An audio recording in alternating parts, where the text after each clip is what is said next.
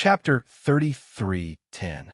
On the morning of the 16th day, Imperial Advisor Luo Xie's divine ship entered the hinterland of Cloud Yang region and flew into a vast mountain range.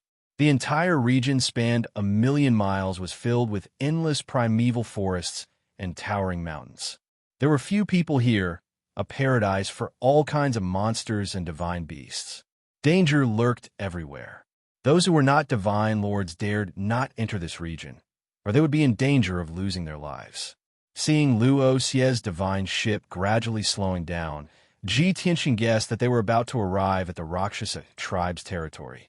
As expected, for hours later, Luo Xie's divine ship flew into a canyon that was hundreds of thousands of feet deep and disappeared into the clouds. The canyon was surrounded by mountains on all sides, and all of them were lofty peaks that reached up to 3,000 feet in height and were covered with lush forests. Chao Qingyu did not hesitate as he steered the divine ship into the canyon, flying forward through the clouds. Ji Tianxing's deific consciousness detected that Luo Xie's divine ship had flown to the deepest part of the canyon and stopped in the clouds. Then, Luo Xie left the divine ship with 4 Imperial Guard commanders and 32 Imperial Guard captains. Lin Shui was still restrained by 2 Imperial Guard commanders, bound by bronze chains, looking as wretched as ever. However, after half a month of slow self-healing, the wounds on her body were close to healing and her condition was much more stable.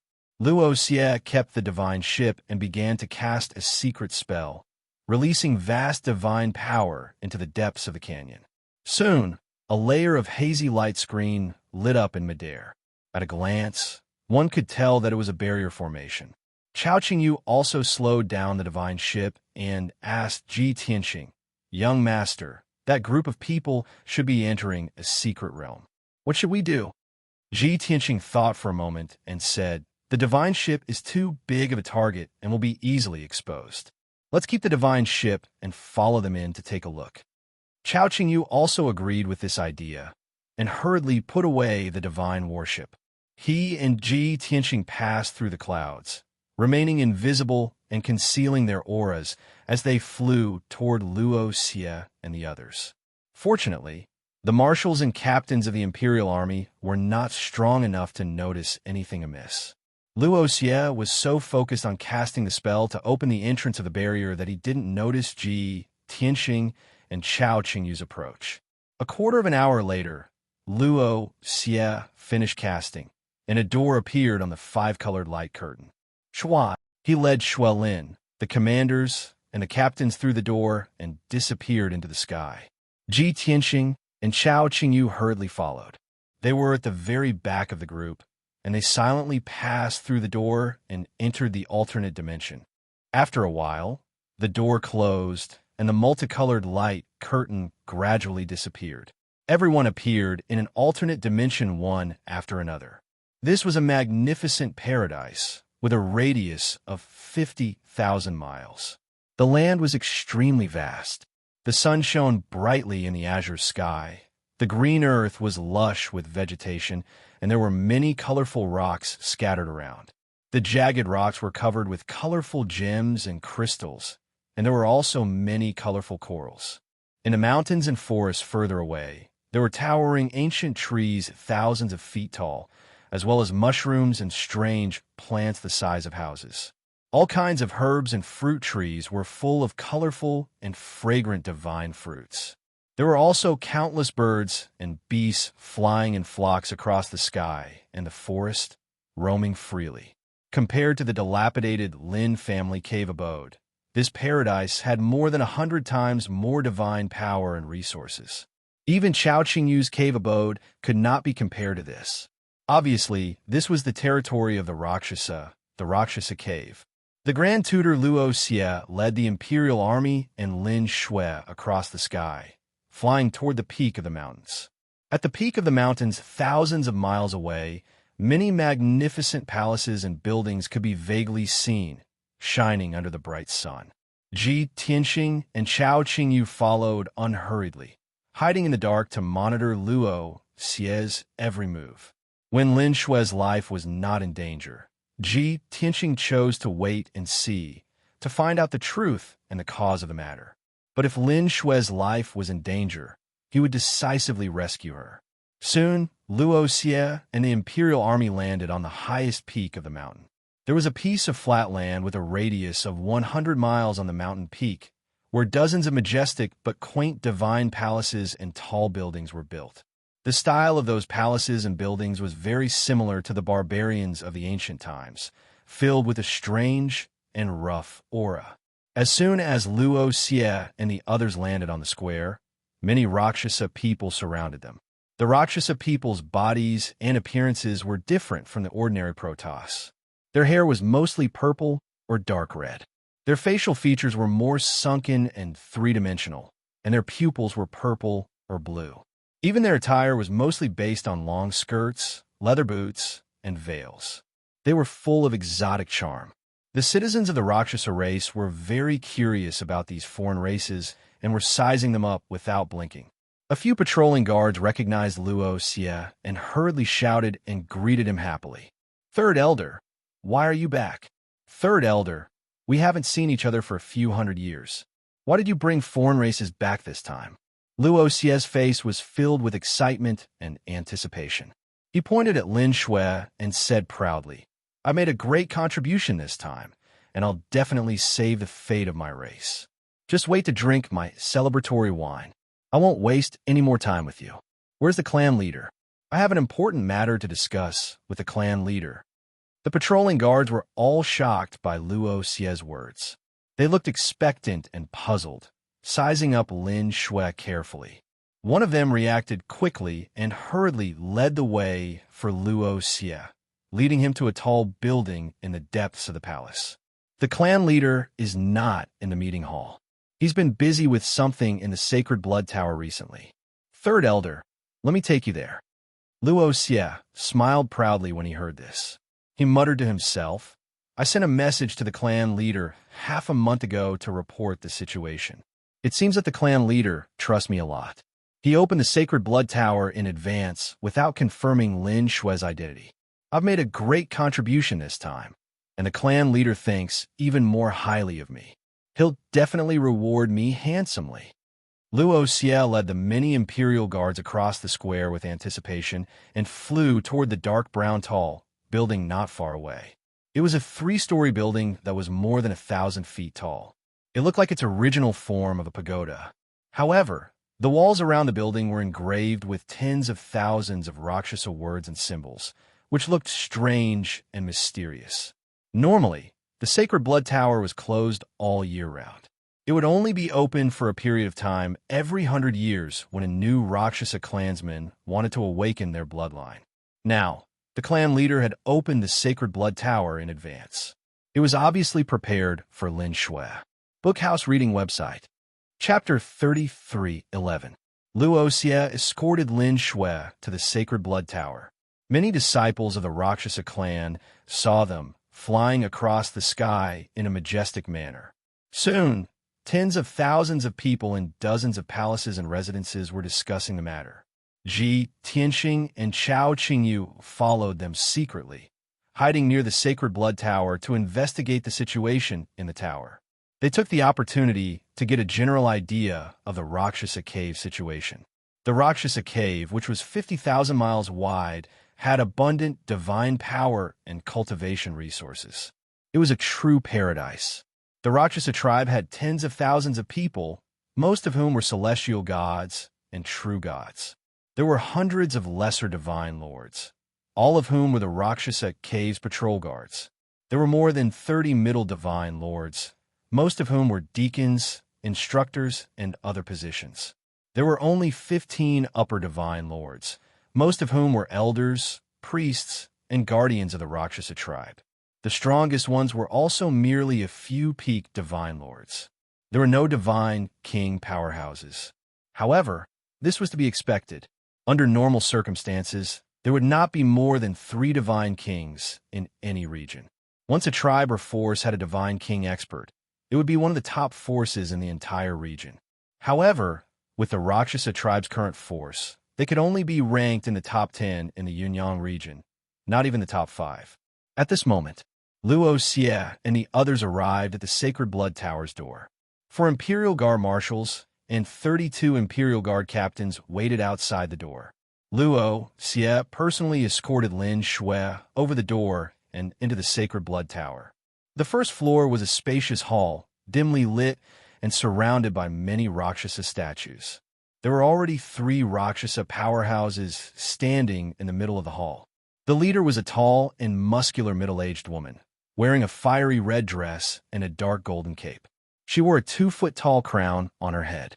The crown's design was strange and complicated, with gold and jade inlaid in the middle, 2 long and narrow devil horns extending from both sides, and 4 black wings extending from the back. Looking at her attire, one could tell that she was the Rakshasa tribe's leader. The 2 Rakshasa powerhouses standing behind her were tall and burly middle-aged men. Both of them were dressed in different attire. Ji Tianxin guessed that they should be the priests and guardians of the Rakshasa tribe. Luo Xie escorted Lin Shui into the hall and bowed with a smile, saying, "Luo Xie greets the tribe leader, high priest, and great guardian." The tribe leader, high priest, and great guardian had long received news that Luo Xie had captured Shazi's daughter and was about to bring her back to the Rakshasa cave. At this moment, seeing Luo Xie return, the 3 of them revealed gratified smiles and nodded at him, especially the Rakshasa clan leader, who raised his hands in the air to indicate that Luo Xie was excused. "Third elder, please rise. Back then, you left your homeland and went to the foreign celestial beast kingdom. You settled down there just to find Sha Yinzi's daughter. Now, you've finally fulfilled your wish and successfully brought back Sha Yinzi's daughter. You've truly worked hard and contributed greatly to our clan." However, he still maintained his humility and bowed respectfully. "It is my duty to contribute to my race and give it my all." After some small talk, the Rakshasa tribe leader, high priest, and great guardian all looked at Lin Shui. "Come, let me take a good look at Shazi's daughter." The 3 of them had a scrutinizing expression on their faces as they looked at Shui Lin with a complicated gaze. There was relief and anticipation, but also hatred and resentment. It was obvious that Shazi's betrayal had caused great losses to the Rakshasa tribe, so they hated him to the core. Even after 1,000 years, they still couldn't let go of their hatred. After a while, the Rakshasa tribe leader nodded in satisfaction. "She's Shazi's daughter indeed. She looks like Shazi when he was young." The high priest and the great guardian also nodded in agreement and discussed for a while. Indeed, they are 80% similar. It's just that this woman is more inexperienced and slightly immature. Her temperament is a bit different from Shazi's, but they'll be more similar after she's refined.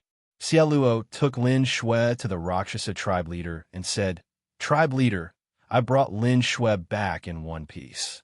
I'll leave her to you now." The Rakshasa tribe leader nodded and ordered the great guardian behind him, "Take her to the evil blood altar. We've been preparing for half a month. We're just waiting for her to come back. There's no time to lose. After sending her to the evil blood altar, start casting the spell." With that, the Rakshasa tribe leader turned to leave with the high priest and great guardian. Xia Luo froze and quickly asked, "Tribe leader, are we taking action so soon? Aren't you going to check her identity?" The Rakshasa tribe leader chuckled. "No need. The evil blood altar is the best tool for checking. As long as she's placed on the altar, we'll be able to see if she's real or not. If she doesn't inherit Sha Yinzi's bloodline, she'll be burned to ashes by the altar. If she has Sha Yinzi's saintess bloodline, she'll be able to activate her bloodline and awaken on the spot." Xia Luo finally understood and nodded. "Since that's the case, we'll definitely need manpower to control the evil blood altar. I'll go and help too." The Rakshasa tribe leader thought for a moment and nodded with a smile. "It's good that you're so considerate. Since you don't feel tired and don't need a rest, come along." With that, everyone left the hall with Lin Shui and ascended to the 2nd floor of the Sacred Blood Tower. The 2nd floor was a dark space. In the icy darkness, there was a purple altar with a radius of 10,000 feet. No one knew how many precious materials were used to build this ancient altar. It was one of the Rakshasa tribe's heritage treasures. At this time, The altar was already open, shining with a dazzling purple divine light. There was a blood pool at the top of the altar. It was 100 feet wide and bottomless. It was filled with dark red blood water that was boiling and surging. The entire dark space was filled with the pungent smell of blood and filled with dark red blood light. There was a protector and 5 elders surrounding the altar, continuously casting spells. The Rakshasa tribe leader and the others came to the altar. After observing for a while and seeing that the altar was operating normally and its power was stable, he ordered the Great Guardian, serene. The Great Guardian acknowledged the order and hurriedly untied the bronze chains that bound Lin Shui. He formed a spell with both hands and released dark red bloodlight that wrapped Lin Shui like a cocoon. Under his control, Lin Shui slowly flew to the top of the altar and sank into the boiling blood pool. Seeing that she was about to fall into the blood pool, Lin Shui was shocked and anxious. She struggled with all her might and roared angrily. "Let me go. I'm not a Rakshasa, and I don't want to be refined. I'd rather kill myself than let you have your way." Lin Shui's godhead was controlled and could not self-destruct. However, she shut off all her senses and allowed the boiling blood pool to invade her body. Soon, her body was charred black. Seeing this, the Rakshasa tribe leader frowned. Chapter 33:12. The power of the blood pool was very mysterious and eerie. Shuelin's clothes and hair were not damaged at all. However, her body of flesh and blood was rapidly burning in the blood pool. Both her hands and feet were burned into charcoal. The Rakshasa clan leader, Great Guardian, and High Priest all cried out in worry. They did not expect Shuelin to be so stubborn. She was not afraid of pain and death at all. She actually sealed her senses and refused to cooperate with the blood pool. This was troublesome. If this continued, Shuelin's body would be burned to ashes. She would die on the spot and turn into ashes. The Rakshas's plan naturally failed. All their previous efforts would be wasted. The clan leader, Great Guardian, and High Priest were all anxious. They hurriedly scolded Shuelin, ordering her to cooperate with the blood pool. But she turned a deaf ear. She would rather endure the burning pain. Her was very firm. Third Elder Luo Xie was also very anxious. He hurriedly waved his hands and cast spells. His hands formed a seal to activate the seal in Shuelin's godhead. "Shuelin, you'd better be smart and cooperate with the blood pool. Only then can you avoid death. Otherwise, I'll activate the seal right now and destroy your godhead. You'll die on the spot." Luo Xie shouted coldly with a chilling expression. The Rakshasa clan leader, High Priest, and Great Guardian heard this. They all frowned, finding it absurd and strange. Was the third elder mad? Or did he lose his composure in a panic and become muddle-headed? What was the use of threatening Shuelin like this? As expected, Shuelin, who had been silent with her eyes closed, actually opened her eyes. She looked at Luo Xie with disdain and sneered. "What a joke. I don't want to live anymore. Why would I be afraid of your threats? Come on, activate the seal now and destroy my body and soul. That's great. If I die, you won't get anything. End it all." Luo Xie's expression froze. He only came back to his senses now. He felt so embarrassed that he could not show his face. The seal planted in Shuelin's godhead was his last resort. Now that Shuelin wanted to die, he could not threaten Shuelin and was helpless. The High Priest was more decisive. He ordered the Great Guardian and Elders to stop casting spells. At the same time, he waved his hand and released a dazzling golden light that enveloped Shuelin in the blood pool. Shua! The boiling blood gradually calmed down. Shuelin was also wrapped in the golden light. She was lifted out of the blood pool and floated in the air. She was temporarily out of danger, but her body was already damaged. It was a tragic sight. More than half his arms and legs had disappeared, and black ashes were falling down. However, she endured the pain and didn't make a single sound. The clan leader, High Priest, and the others saw Shuelin's determination and understood that they could not force this matter. Therefore, the clan leader looked at Shuelin sternly and asked, "Shuelin, you should know that we have no ill intentions towards you, and we don't want to hurt you. As long as you cooperate well, you will be able to activate your powerful bloodline through the refinement of the fiendish blood altar. At that time, your strength will multiply and you'll have a higher chance of breaking through to the divine king realm.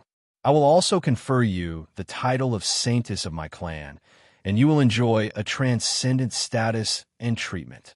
Before the clan leader could finish, Xuelin said indifferently, I've already said that I'm not from the Rakshasa clan, and I don't want to be their saintess. I won't be used by you, so give up. Seeing her stubbornness, the clan leader, high priest, and the others all frowned, thinking of a countermeasure. The clan leader also said firmly, Xuelin, you should know that I am determined to succeed in this matter. Even if you don't agree and cooperate now, I will not give up, and I will not let you go. Even if another 10 years or 100 years pass, I will still have a way to make you agree. You are destined to face reality. Hearing this, Xuelin fell silent. After hesitating for a moment, she said in a low voice, If you want me to cooperate, that's fine, unless you tell me my mother's background and experience, as well as all related information. Also, you must guarantee that every word you say is true, without any falsehood or fabrication. Seeing that Xuelin finally relented, the clan leader, high priest, and the others all breathed a sigh of relief. Although Xuelin's request was a little too much, this was a turning point and a breakthrough, and they saw the hope of reconciliation. The clan leader said calmly, I am the clan leader of the Rakshasa race, with a high position and authority. Every word I say is true, without any fabrication. I don't believe you, Xuelin said coldly, unless you swear on the spot. The clan leader frowned fiercely, his expression terrible. The high priest, protector, and the others were also furious, glaring at Xuelin sharply. Third Elder Luo Xie was even more furious, shouting at Xuelin, Don't push your luck, Lin Xue. How noble is the clan leader? How can you? However, before Luo Xie could finish, the Rakshasa clan leader said solemnly, I have a clear conscience and am upright. Why should I be afraid of swearing in public? Listen carefully, Xuelin.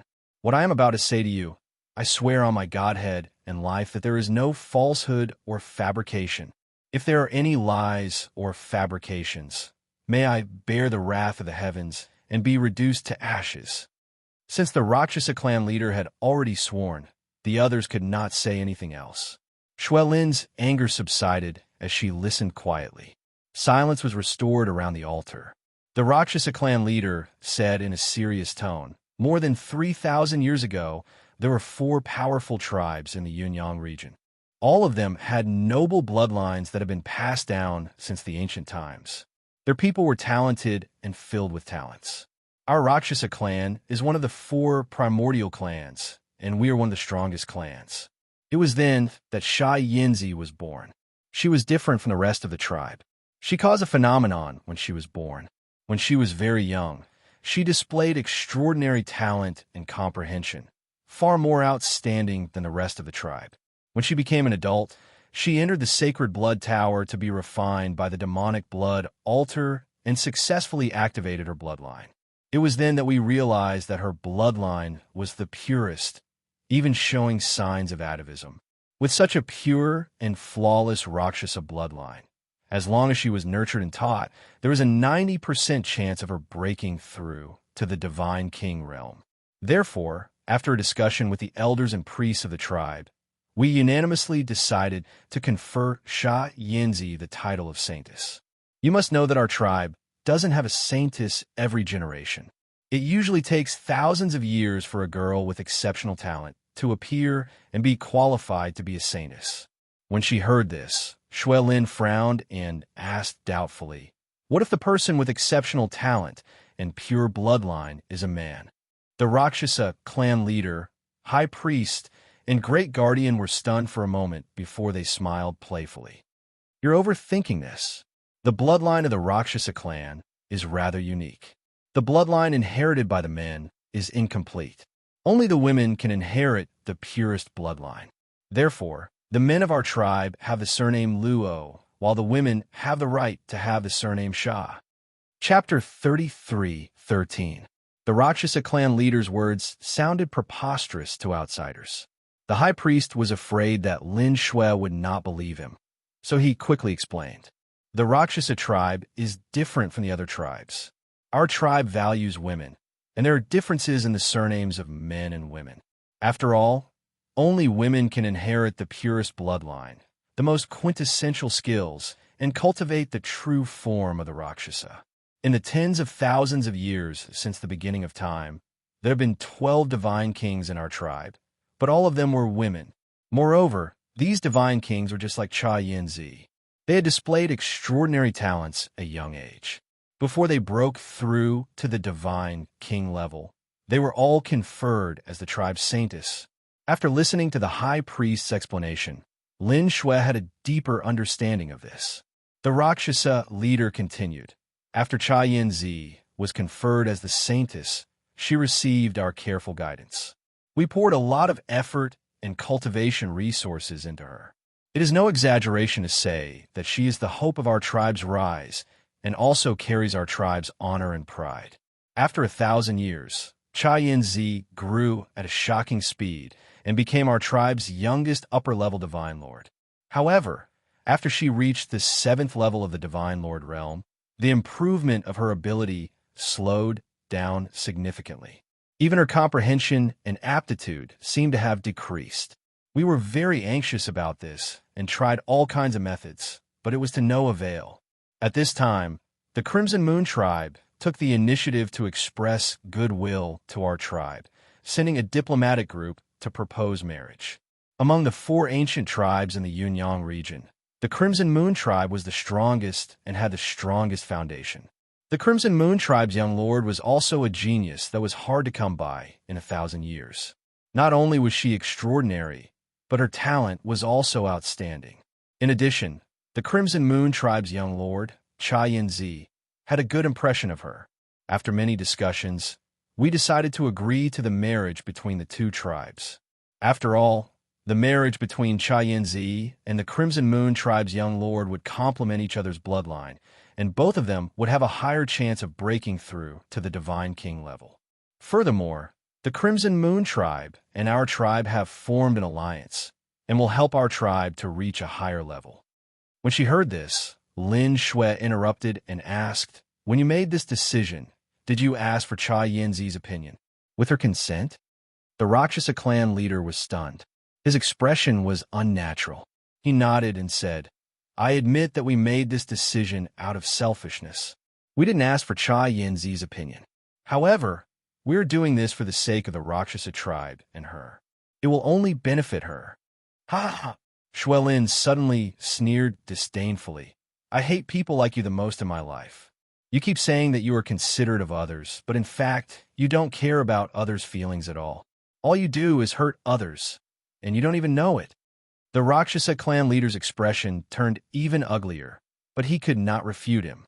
The high priest, however, kept a straight face and said in a serious tone, "Cha Yin-zi is our saintess. In order to raise her, we have poured countless cultivation resources and thousands of years of effort into her. For the prosperity of our race, she should make concessions and compromises. This is to repay the kindness of our race for raising and teaching her." Shuelin's expression became even more disdainful.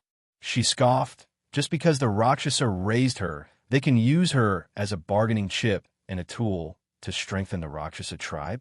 If you think so, then she would rather not have your nurturing and teaching." The high priest was filled with resentment. He scolded angrily, "You are ungrateful. You have forgotten your ancestors. You are indeed the same as your mother, an ingrate carved from the same mold." Before he could finish, the Rakshasa clan leader glared at him and cut him off. The high priest could only keep his mouth shut, not saying anything more with a dark expression. The Rakshasa clan leader continued. "Back then, the Crimson Moon clan leader brought the young lord and a diplomatic group to the Rakshasa cave to discuss the marriage. We accepted the Crimson Moon clan's betrothal gift and agreed to the marriage. Both races were happy. Not long after, the news of the marriage between the 2 races spread throughout the Yunyang region. Cha Yin-zi also became the fiancée of the Crimson Moon clan's young lord. We valued this marriage very much. All the major races and forces in the Yunyang region expressed their envy and blessings as well. Everything went smoothly.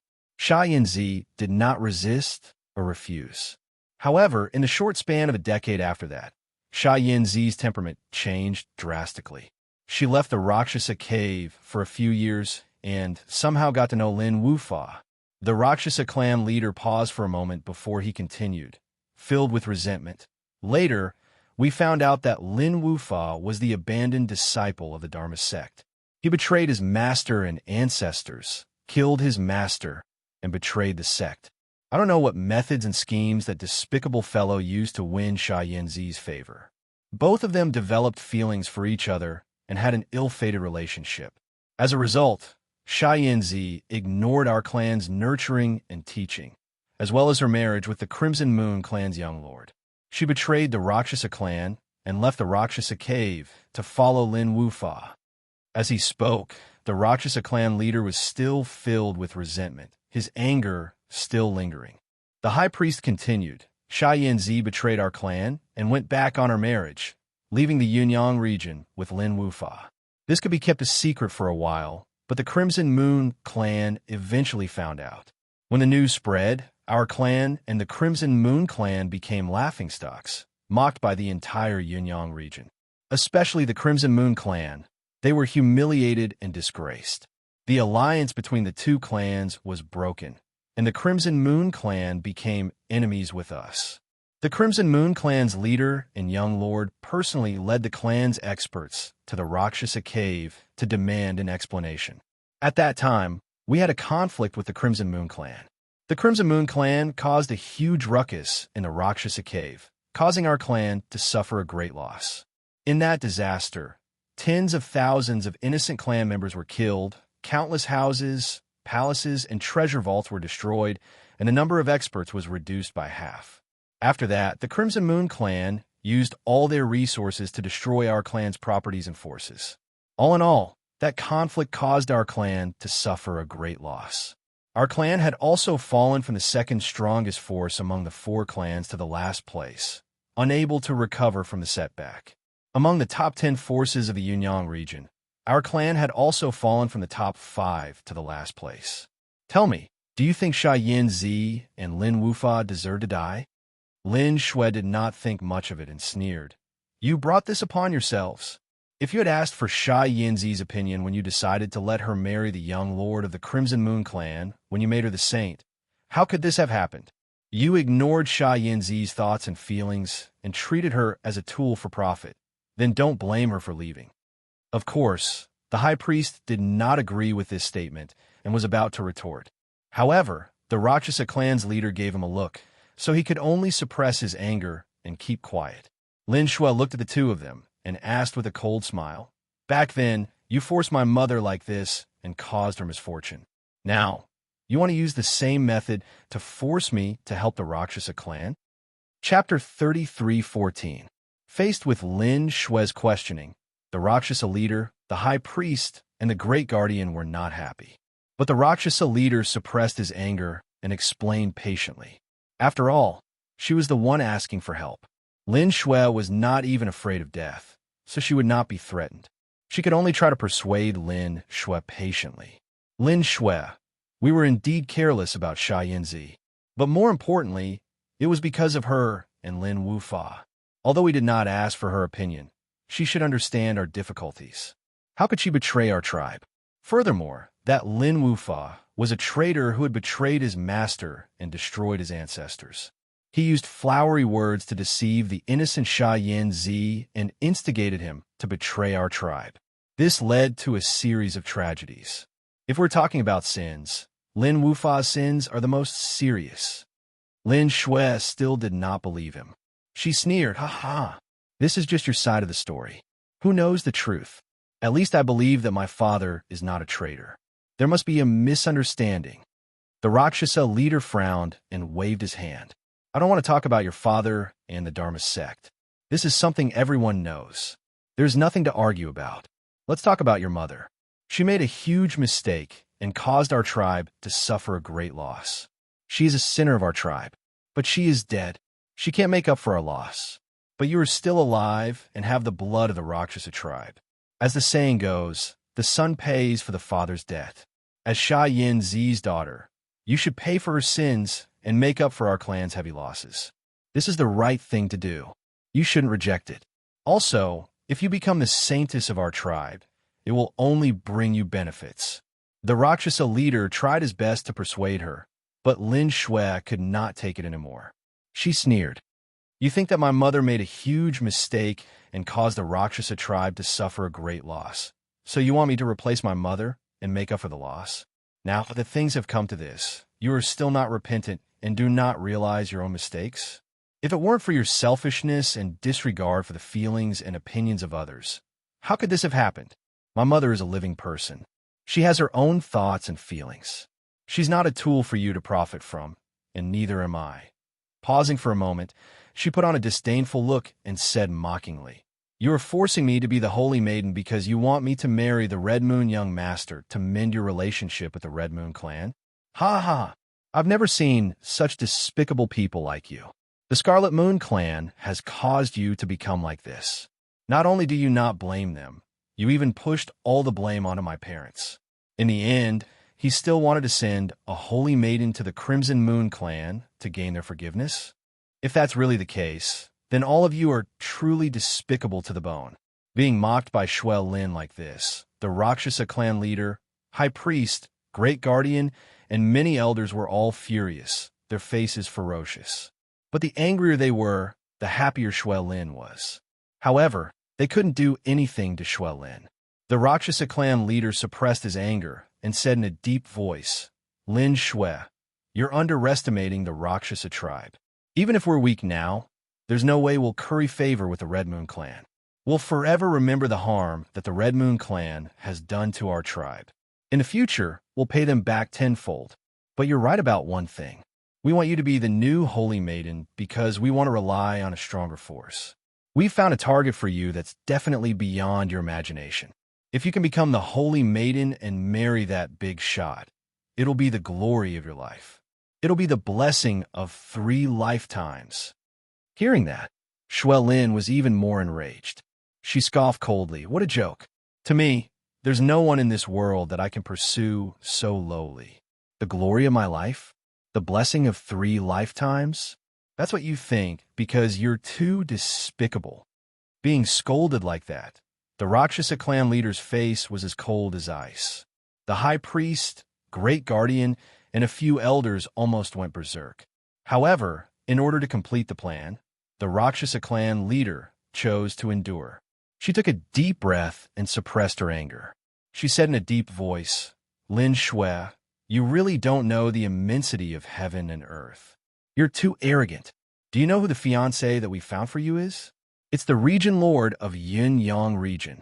He's the most outstanding divine king in Yunyang region in the past 30,000 years. He's young and promising, handsome and powerful. He's only 8,000 years old, and he's already a divine king. The entire Yunyang region is his territory. He's the most honorable overlord. If you can marry him, you'll be envied by so many people. Don't take it for granted. This is such a great blessing that others can't even ask for it in 8 lifetimes. Hearing this, Lin Shui was stunned. She did not expect the Rakshasa clan to rely on Region Lord Yunyang in order to revive and rise. However, there was nothing wrong with the Rakshasa clan doing so. In the entire Yunyang region, the Region Lord's position and ability were the highest, and his force was the strongest. If the Rakshasa clan could really rely on Region Lord Yunyang, they would be able to receive his support, and their force would rise and grow rapidly. They would no longer be afraid of the Crimson Lunar clan. When the Rakshasa clan's force was strong enough, they could even take revenge on the Crimson Lunar clan. However, all of this had nothing to do with Lin Shui. No matter how young, handsome, or powerful Region Lord Yunyang was, it had nothing to do with her. Most importantly, in her heart, there was only one person who was the strongest, the most talented, and the most handsome man. And that person was someone that no young genius could compare to. Even Region Lord Yunyang was no exception. Thinking of this, the person's silhouette appeared in Lin Shui's mind again. White robe, black hair, handsome and powerful, wielding a sword to rule the world, carefree and at ease. His silhouette seemed to have walked out from the darkness, bringing with it endless light and warmth. He was sacred and mysterious. Lin Shui was immersed in her memories, a little absent-minded. After a long time, the Rakshasa clan leader and the high priest thought that she had acquiesced to the matter when they saw her remaining silent for a long time. The Rakshasa clan leader said with a smile, "How is it? Are you moved? You should understand now that we're doing this for your own good. You have to cooperate with us obediently and accept the demonic blood altar's refinement to activate the Rakshasa bloodline. As long as your talent is as outstanding as your mother's, we'll make you our tribe's holy maiden. Then, I'll contact Regent Lord Yunyang and discuss the marriage with him. As long as the marriage agreement is fulfilled, you'll become the happiest and most envied woman in the region of Yunyang. How's that? Aren't you excited just thinking about it?" Lin Shui's thoughts were interrupted as she ended her memories. She looked at the Rakshasa clan leader coldly and sneered. "If you're so excited, why don't you marry Regent Lord Yunyang yourself? I'll say it again. You want me to be the holy maiden? Impossible. I'd rather die than let your wish come true." Chapter 33:15. In the eyes of the Rakshasa leader, high priest, and the rest, Yun Sun was the most outstanding person in the world. Region leader Yunyang was already the most outstanding man in the entire Yunyang region. He was also the perfect marriage partner with the highest status and the most powerful force they could think of. Even so, Lin Shui still refused resolutely. This was completely out of everyone's expectations and made them feel troubled. The patriarch, the great priest, the great guardian, and the others exchanged glances with one another. They felt helpless and began to discuss among themselves. What do we do now? That Tch is stubborn. She's determined to die. She's just as heartless and ungrateful as her mother. We've thought so much for her. We've planned so well. It's meaningless to say this now. Since the soft approach doesn't work on her, we can only use force. Yes, I agree with the leader's decision. We must use force on her. So what if she doesn't agree? Throw her into the altar and forcefully refine her. If she wants to die, then let her die. We can't spoil her. If she wants to die, we'll fulfill her wish. After a while, the leader, high priest, and the rest made up their minds. The leader stared at Lin Shui coldly and said in an icy tone, "Lin Shui, you've disappointed us by being so stubborn. Whether you're willing or not, whether you admit it or not, you're still a disciple of the Rakshasa tribe. You must obey the tribe's orders. We're doing this for your own good. If you really want to die, we won't stop you." This was the leader's ultimatum. After she finished speaking, the High Guardian and a few elders worked together to activate the altar, causing the blood pool to boil again. The high priest sent out a beam of divine light that enveloped Lin Shui as she slowly fell into the bubbling blood pool. Lin Shui's divine power and soul were still sealed, so she could not resist or avoid it. She could only sink into the blood pool bit by bit. However, she was determined. She sealed her senses and senses again, refusing to be refined by the blood pool and allowing her body to be burned into ashes. TSK, TSK, TSK. Her limbs were the first to be burned, turning as black as charcoal. The leader, high priest, and the rest stared coldly at Lin Shui, watching her sink into the blood pool bit by bit, her body turning into charcoal. They were also very hesitant in their hearts. They also hoped that Shui Lin would repent and accept the blood pool's sacrificial refining. Even though they knew that this hope was very slim, they still did not give up. Of course, if Lin Shui insisted on seeking death, they would not stop or persuade her. In short, Shui Lin's life and death were in her own hands. This time, they had truly hardened their hearts. Soon, Shui Lin stopped struggling. She fell silent and closed her eyes. She had already accepted her fate. Just as death was about to arrive, many memories flooded her mind, and a lot of messy thoughts popped up. Being able to figure out the background and experiences of my parents before I die can be considered as a form of comfort. It's a pity that I'm in jail now and can't avenge my parents. I'm going to die in the hands of the Rakshasa clan. Tianxing, oh Tianxing, I used to think that you were despicable and narcissistic. Wasn't he just handsome and talented? What's so great about that? Can't you be a little more humble? She always felt that if other girls took a few more glances at her, they would want to marry her. However, even if you have so many flaws, you're still annoying sometimes. But now that I think about it, you still have many redeeming qualities. You have many good points. I admit that you already live in my heart.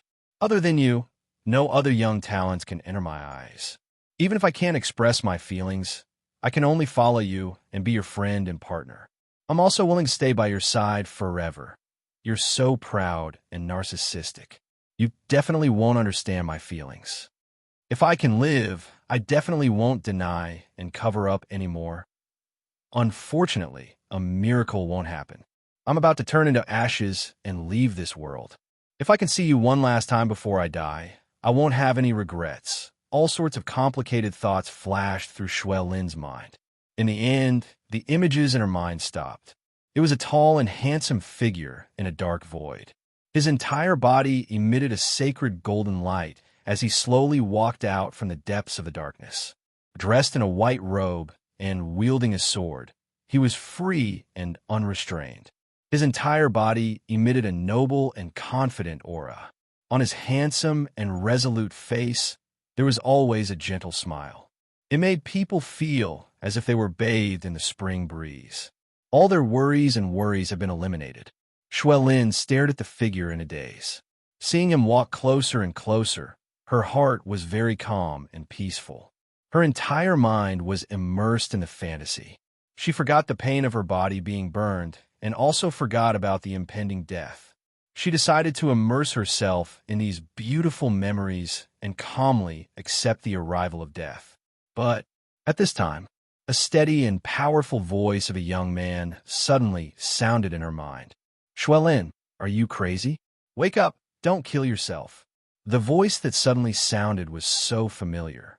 The tone was somewhat anxious and contained deep concern. Shui Lin was startled.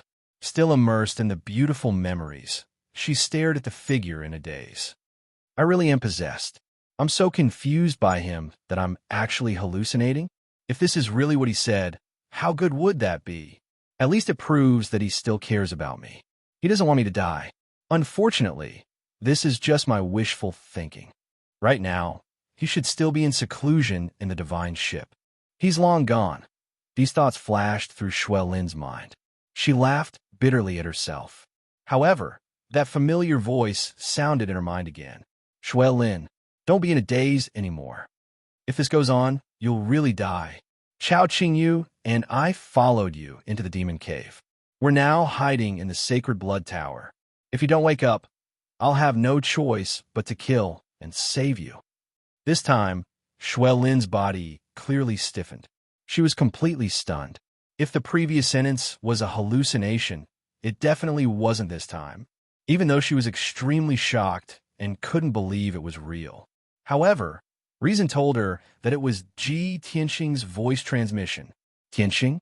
Tianxing, is it really you? Shui Lin finally woke up. Opening her eyes, she turned her head and looked at the darkness around the altar. She didn't make a sound. She only shouted in her heart. After all, she didn't want the demon tribe leader and the others to see through her. Miraculously, Ji Tianxing actually heard her thoughts. Of course, it was also possible that he guessed her thoughts from her expression and reaction. Immediately after, Ji Tianxing transmitted his voice to her again. Shui Lin, although you left secretly and didn't tell me, 3 days passed. However, when the 3 days were up, Chao Qingyu told me the truth. We investigated and followed you all the way here. Don't worry. With us here, nothing will happen to you. What you need to do now is accept the blood pool's sacrificial ceremony calmly. Chapter 33:16. Hearing Ji Tianxing's voice again, Lin Shui's anxious heart immediately calmed down. Ji Tianxing had this kind of magic power. No matter how dangerous the situation was, as long as he was there, he could make people feel at ease and at ease. Lin Shui came back to her senses and became clear-headed. Ji Tianxing's words made her feel warm and at ease, and she saw the hope of survival. She didn't want to die anymore. She just wanted to live and leave the sacred blood tower as soon as possible to return to Ji Tianxing. However, she still had to listen to Ji Tianxing's words. She quickly opened her 5 senses and 6 senses, no longer letting the blood pool burn her body.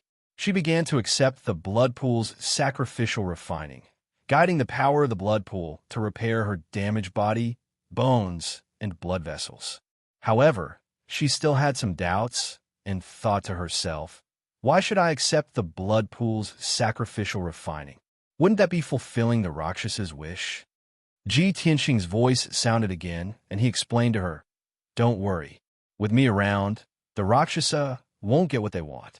With your current talent, your potential is about to be exhausted.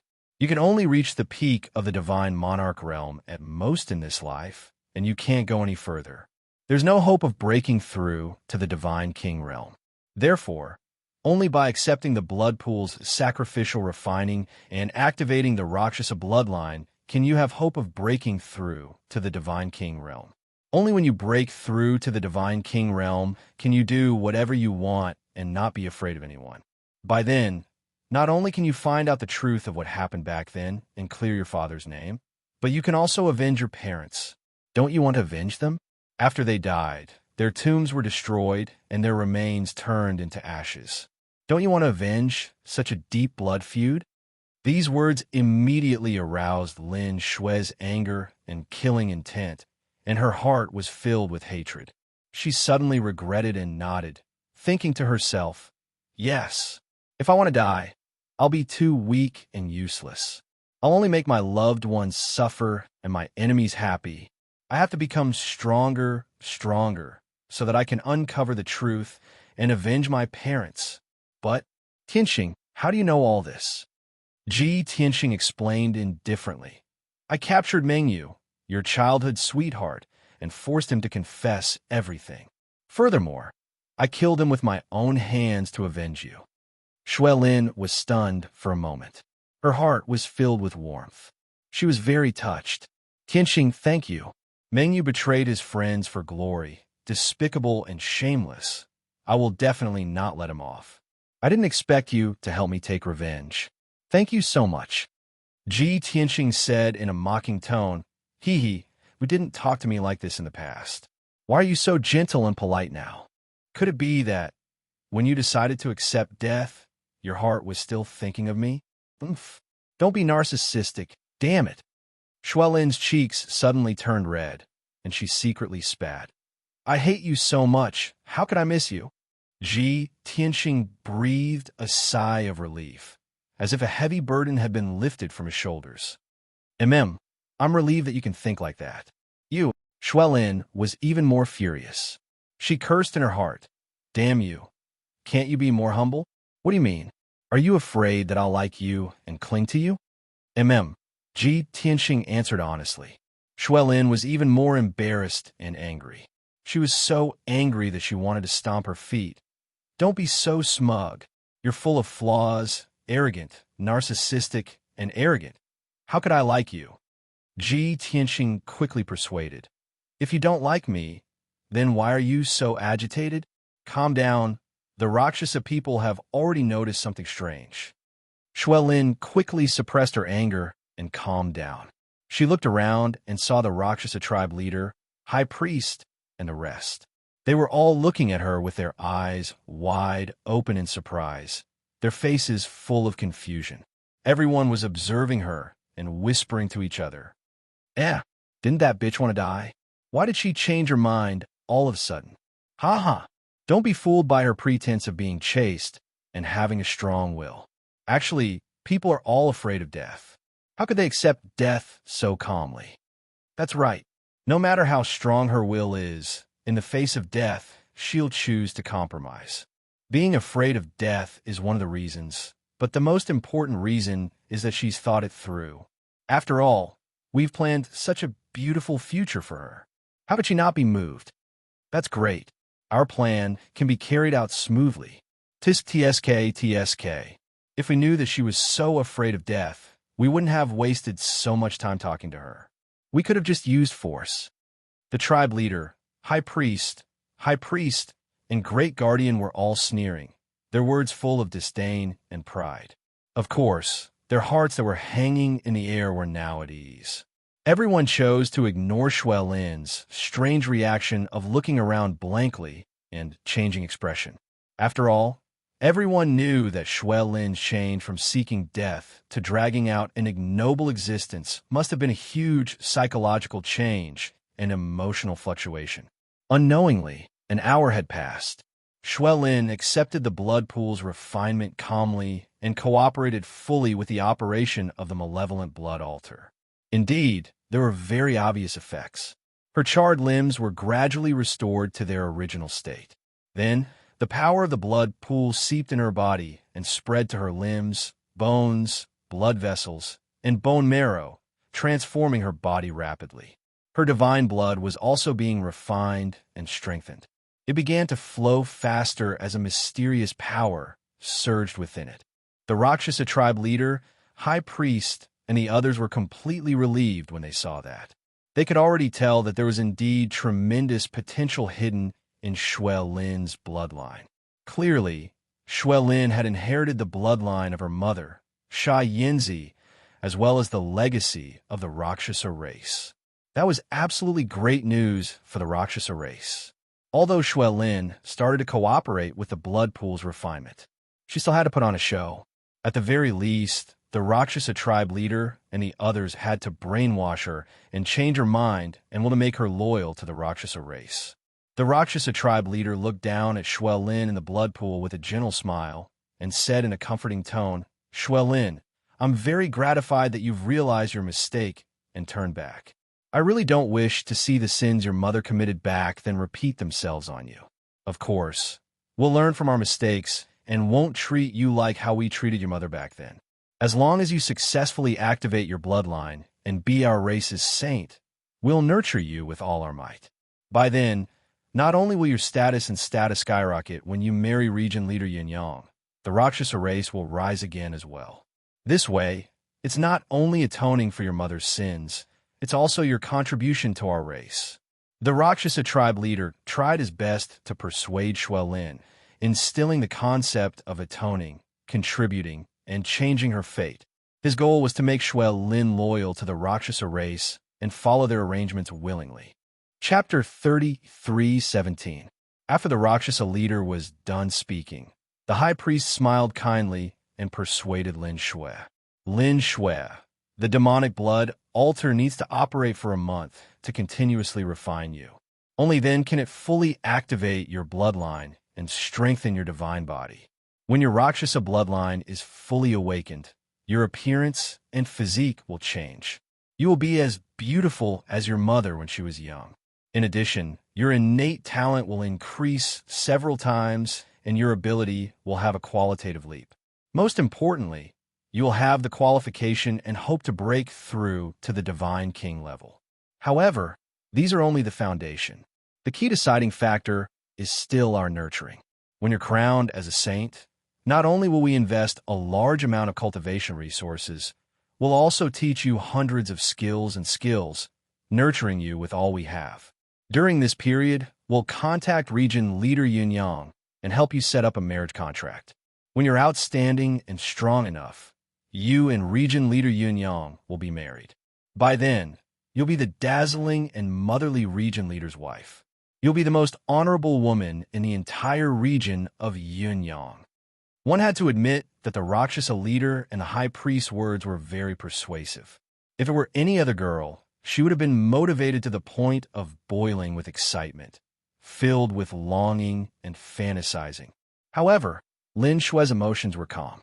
Her expression and gaze were indifferent, without much emotion. Even the words of the leader and the high priest were laughable in her ears. She had long made up her mind to leave the Rakshasa cave, with Ji Tianxing once the month of refining was over. She did not have a good impression of the Rakshasa tribe.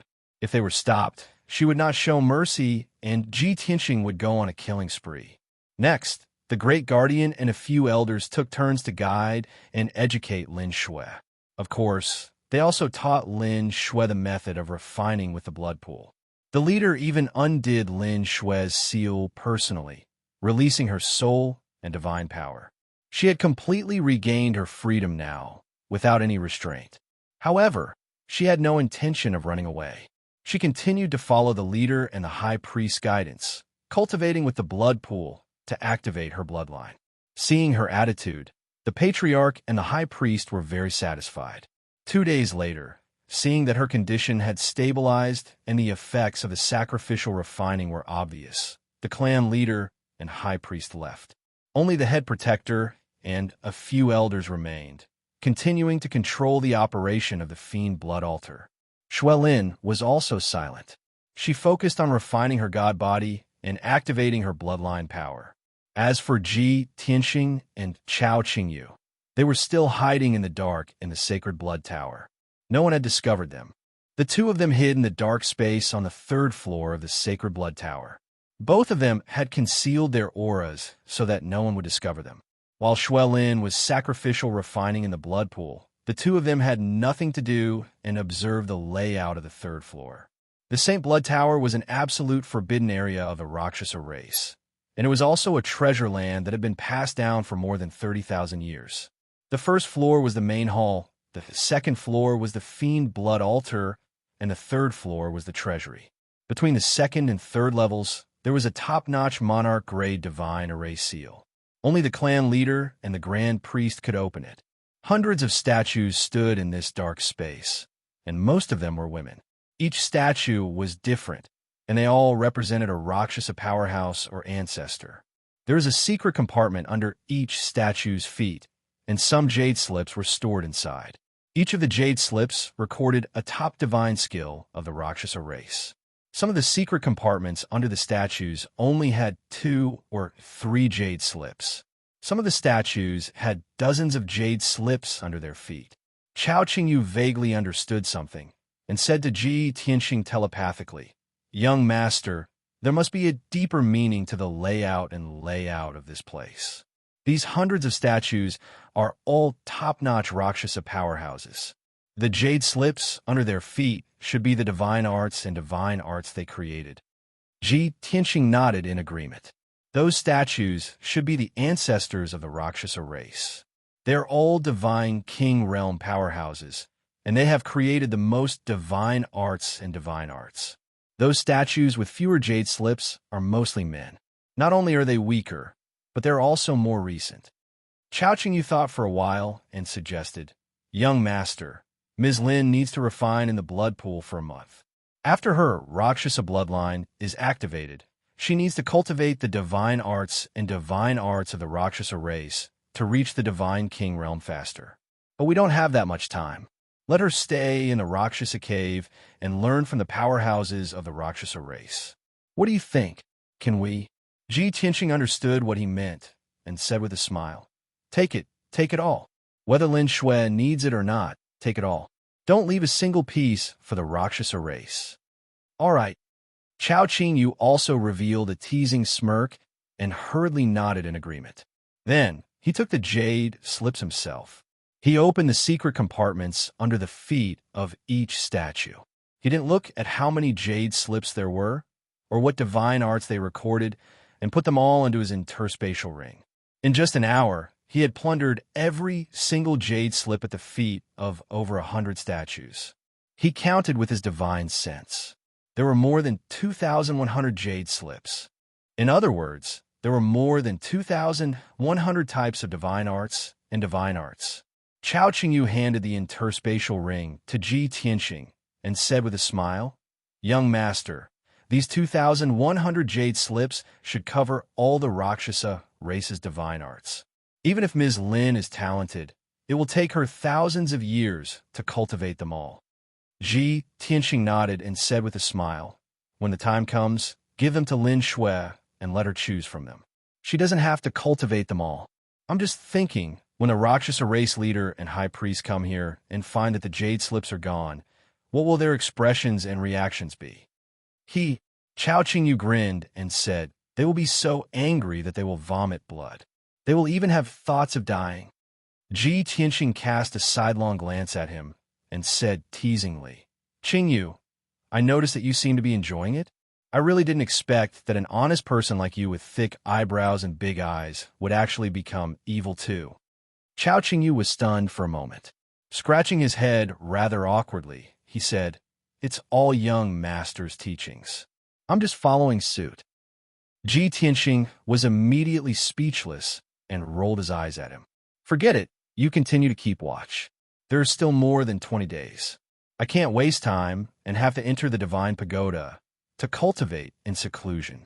If there are any abnormal situations, you can contact me with voice transmission at any time." Finished talking, Ji Tianxing took out the 9 Heavens 10 Absolute Pagoda and tunneled into the distorted space-time, going into seclusion to cultivate.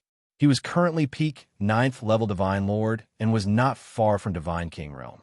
He had to make the best use of his time and cultivate diligently before he could break through to Divine King Realm as soon as possible. Chao Qingyu hurriedly put away the 9 Heavens 10 Absolute Pagoda and hid it on his body. Then, he concealed his whereabouts and aura, hiding in a dark corner and continuing to monitor the situation of the evil blood altar. Chapter 33:18. In the warped space, under the Bloodfire's sacred tree, Ji Tianxing sat cross-legged on the ground and was currently circulating his skill to cultivate. His strength realm still remained at peak Divine Lord realm. He was only a step away from Divine King realm. However, that single step was like a heavenly moat. If there was no opportunity or epiphany, it was very hard to break through. In addition, Ji Tianxing had already cultivated all kinds of cultivation methods and divine abilities to perfection. Only the heaven-punishing divine art that he created was still in its infancy, at the stage of continuous exploration and demonstration. Of course, this divine art was also the highest grade among the cultivation methods that he grasped. It was the divine art that covered the most heaven and earth great Tao. Hence, after Ji Tianxing cultivated the other cultivation methods once, he focused on cultivating the heaven-punishing divine art. Currently, the heaven-punishing divine art was only cultivated to the 2nd level. Moreover, it was only cultivated to the middle and late stages. It had yet to reach the realm of perfection. Ji Tianxing guessed that after he cultivated the 2nd level of the heaven-punishing divine art to perfection, he should be able to break through to the Divine King realm. After all, he had the experience of breaking through to the Divine King realm in his previous life. Moreover, he cultivated to peak Divine King. Now that he was starting all over again, it was naturally 10 times easier than other Divine Kings. Swoosh! Swoosh! As Ji Tianxing revolved the heaven-punishing divine art over and over again, his body was shrouded in sacred golden light. It flickered continuously from bright to dark, as if it was breathing. Every time the divine art revolved, his strength would also increase a little along with it. In the warp space, time passed by very quickly. 3 days, 5 days, half a month, following the passage of time, Ji Tianxing's strength increased steadily. His divine Tao foundation also became more and more robust. A month later, his strength had doubled, and the current him was equivalent to 20 times the strength of an ordinary peak Divine Lord. After all, his own strength, foundation, and combat power were equivalent to 10 times of a Divine Lord of the same realm. Other Divine Lords doubling their strength became twice that of a peak Divine Lord, and his doubling was 20 times that of a peak Divine Lord. 2.5 months later, the heaven-punishing divine art cultivated to the late stage of the 2nd level. He reached 30 times the strength of a peak Divine Lord. 4.5 months later, the 2nd level of the heaven-punishing divine art was accomplished. He had 40 times the strength of a peak Divine Lord. To all Divine Lords, it was an unattainable and unimaginable realm. But for Ji Tianxing, this was still not his limit. He was still desperately cultivating and perfecting the 2nd level of the cultivation technique. His strength was still steadily increasing. 7 months later, the 2nd level of the heaven-punishing divine art was close to perfection. He had strengthened it by 50 times. 10 months later, Ji Tianxing's second layer of cultivation technique was perfected and supplemented. He had also cultivated it to perfection and strengthened it by 60 times. However, the further he progressed, the slower his strength would increase and the longer the time it would take. However, he had yet to reach his limit and was still improving his strength. Of course, in order to increase the speed of his cultivation, he had tried to deduce the third level of the heaven-punishing divine skill. Unfortunately, the third level of the cultivation technique was at the God-King realm. Only by breaking through to the God-King realm would one be able to derive it and establish the foundation. Thus, Ji Tianxing patiently repeated the second level of the cultivation method. 10,000 times, 100,000 times, 1,000,000 times. His strength had also increased by 70 times, 80 times, 90 times. The situation was already very clear. His limit was 99 times of a peak divine lord. Only at that time could he rely on his heaven-defying foundation and accumulation and step into the God-King realm in one stroke. Chao Qingyu had been lurking in the Sacred Blood Tower the whole time, keeping a close eye on the situation of the Fiend Blood Altar. Fortunately, nothing unexpected happened in the 20 days either. The Chief Protector and several elders were very responsible, focusing on controlling the altar and activating Lin Shui's bloodline, not daring to slack off in the slightest. Lin Shui was also very cooperative, fully focused on cultivation from start to finish, accepting the blood pool's sacrificial refinement and strengthening. Presently, her bloodline was already successfully activated, but it was still in the stabilization and strengthening stage. Her strength also advanced by leaps and bounds, breaking through to level 9 Divine Lord Realm. Furthermore, it was still improving continuously. At the same time, her outer appearance was also quietly undergoing changes. Compared to the Sacred Blood Tower's tranquility, inside Rakshasa Cave was very lively. Chao Qingyu had been secretly monitoring all along and naturally grasped Rakshasa Cave's situation too. In these 20 days to the Rakshasa clan's 10,000 clansmen, it was filled with pleasant surprises and anticipation. First, the news of Third Elder Luo Xie's meritorious deed of bringing back the previous saint's daughter had spread throughout the Rakshasa clan. The Rakshasa clansmen all knew that the previous saint, Sha Yinzi, was a peerless beauty, a rare talent that only appeared once every 10,000 years. She was the clansman who had the highest hope of breaking through to the Divine King realm. Unfortunately, Sha Yinzi was deceived by villains and led astray, causing the Rakshasa clan to suffer a great loss. She had also become a sinner of the Rakshasa clan, unable to be forgiven even until death. However, Sha Yinzi's daughter, Lin Shui, had inherited Sha Yinzi's talent and inheritance. Even if her bloodline was not pure enough, and she had only inherited 70 to 80% of it, she was still the most qualified to be the saint. Furthermore, Lin Shui was willing to return to the Rakshasa clan to be the saint despite knowing that Sha Yinzi had committed a great sin. What did this mean?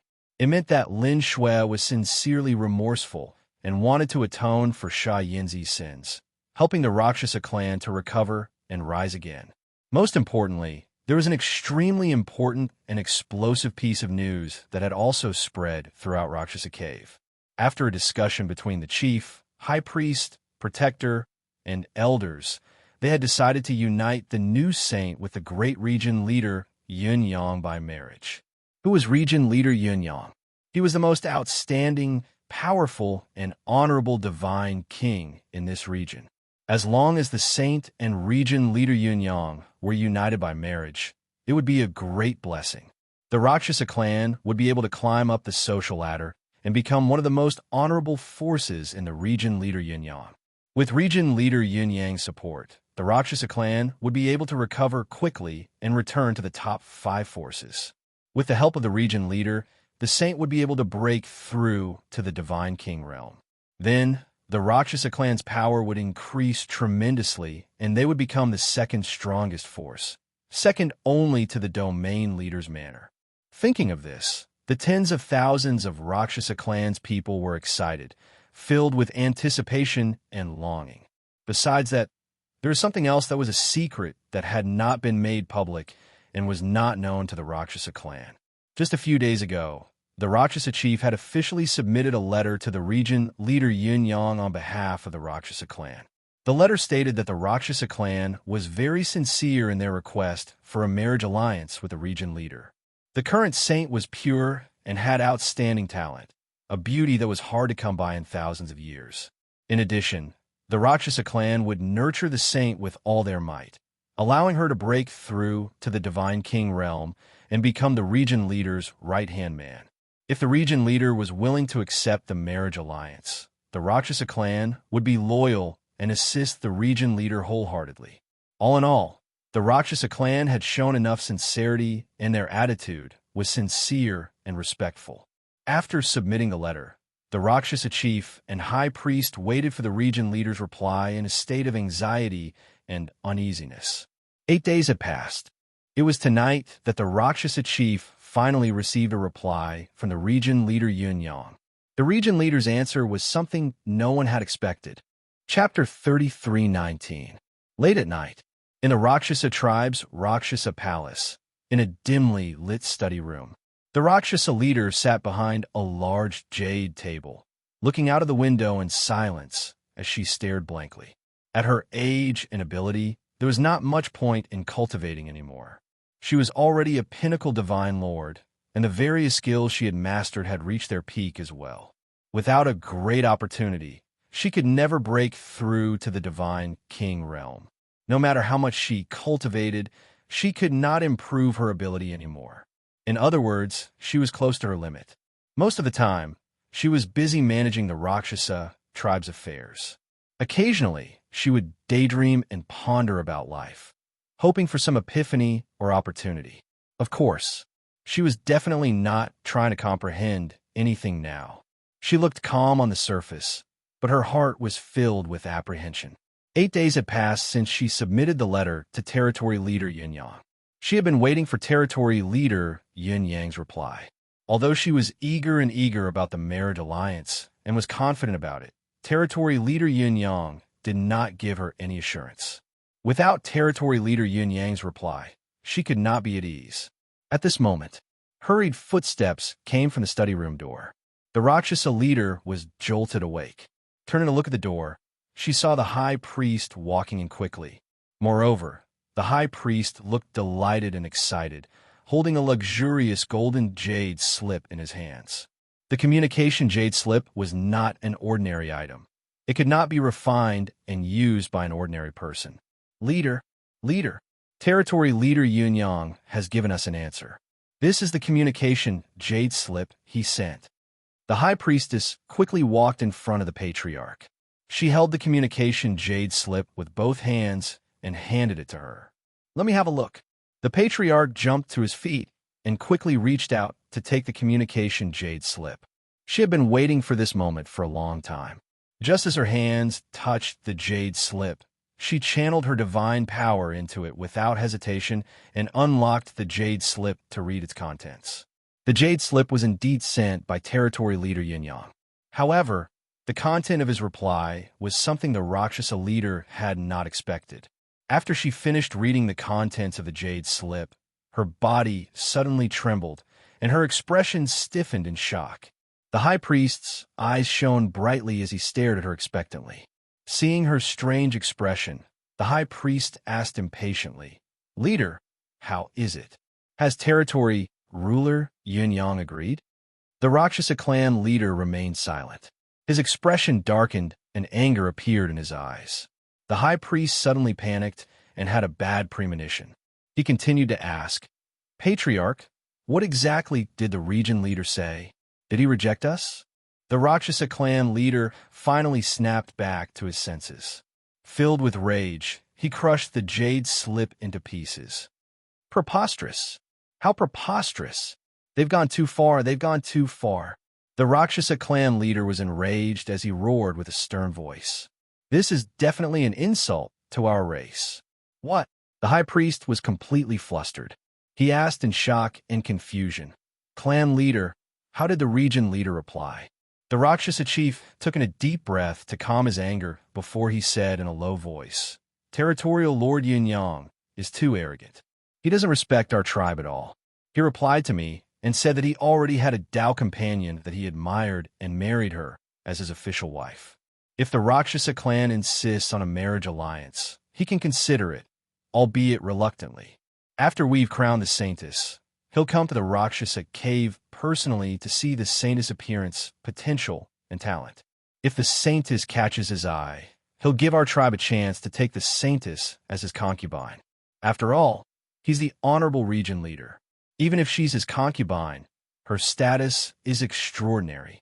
The high priest was stunned and exclaimed in disbelief, Taken a concubine? The saintess of our tribe can only be his concubine? How is this possible? We're an ancient god tribe, after all. Our bloodline is honorable and our status is extraordinary. Our tribe's most outstanding saintess will definitely become a god king. How can she be his concubine? Yes. The Rakshasa clan leader nodded and sneered. Therefore, territory leader Yun Yang is humiliating our tribe. The high priest thought about it and asked with a frown, "But this isn't right. Since when did territory leader Yun Yang have a Tao companion and marry her as his official wife? He's the honorable region leader. Once he marries his official wife, it'll definitely cause a stir in the entire Yunyang region. All the empires and top forces will gather to congratulate him. Guests will definitely gather and come from all over the place. But we haven't heard anything. There's no news in the entire Yunyang region as well." The Rakshasa clan leader nodded again and said in a low voice, "That's why territory leader Yun Yang is obviously lying. He doesn't care about the Rakshasa clan at all and doesn't need to show us any mercy. He can tell such a despicable lie so directly. He's going too far." The high priest's expression was dark as well. After a moment of silence, he asked, "Clan leader, what should we do then?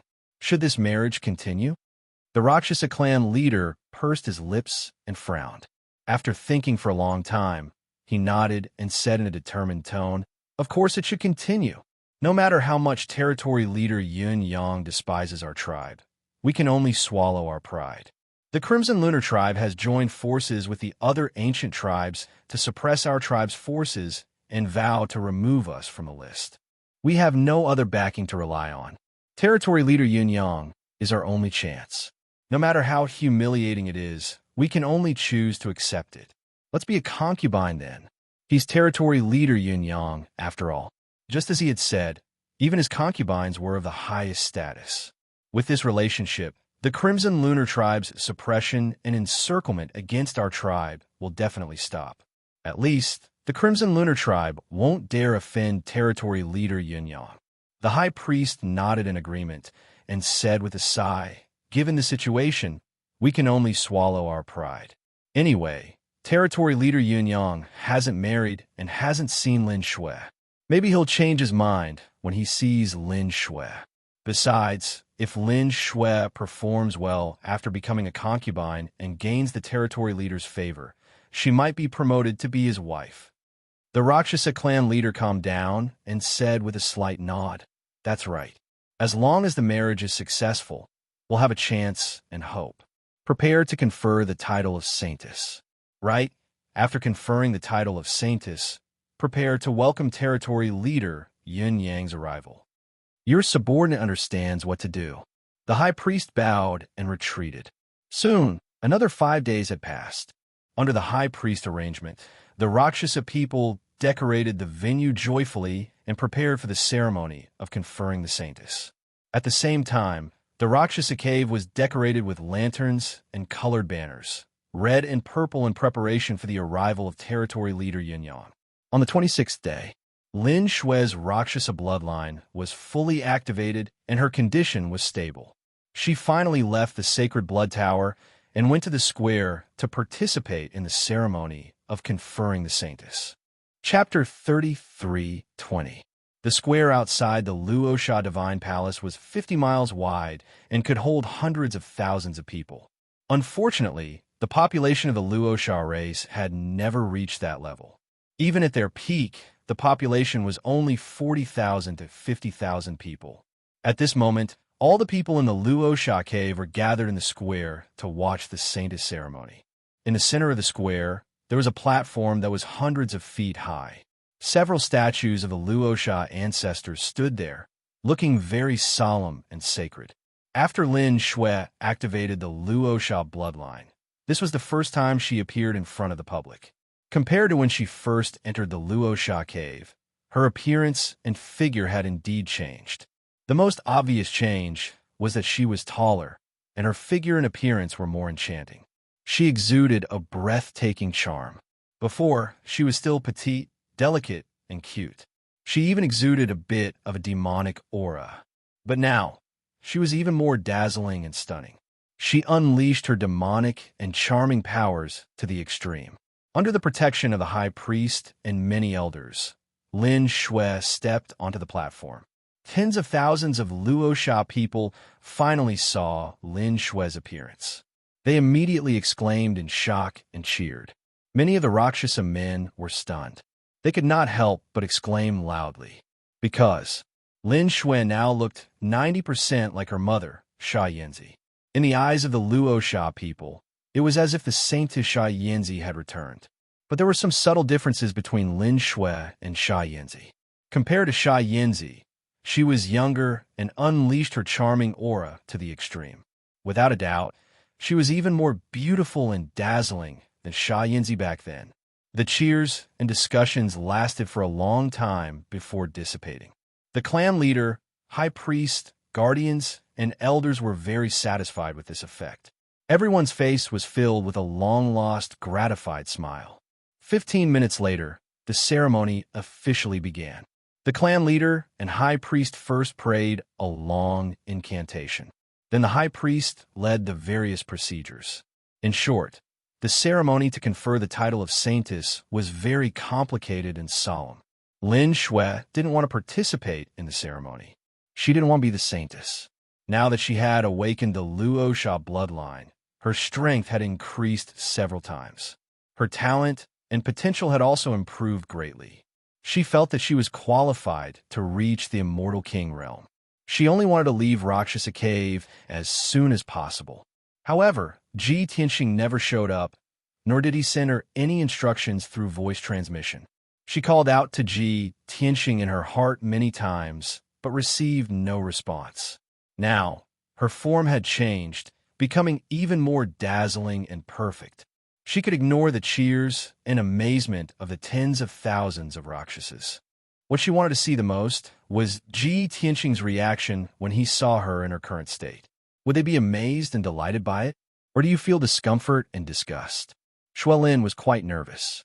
Under such circumstances, she could only wait patiently. Even if she was unwilling, she had to go along with the Rakshasa clan leader's arrangements. This was because she believed that Ji Tianxing definitely hadn't left and was still in Luosha Cave. However, Ji Tianxing had his own plans. She only needed to wait for Ji Tianxing's instructions.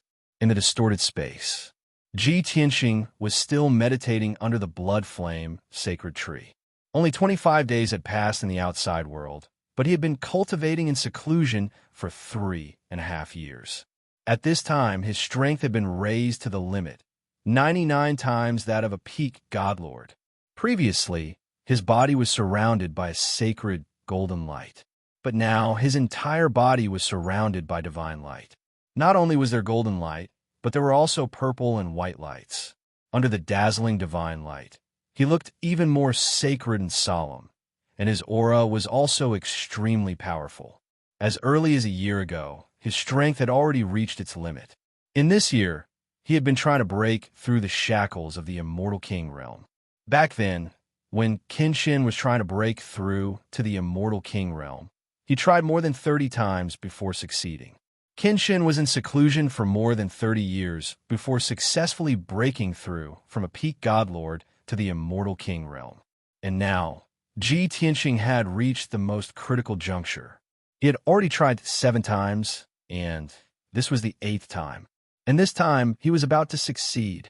1 day, 2 days, 3 days, a short 5 days later.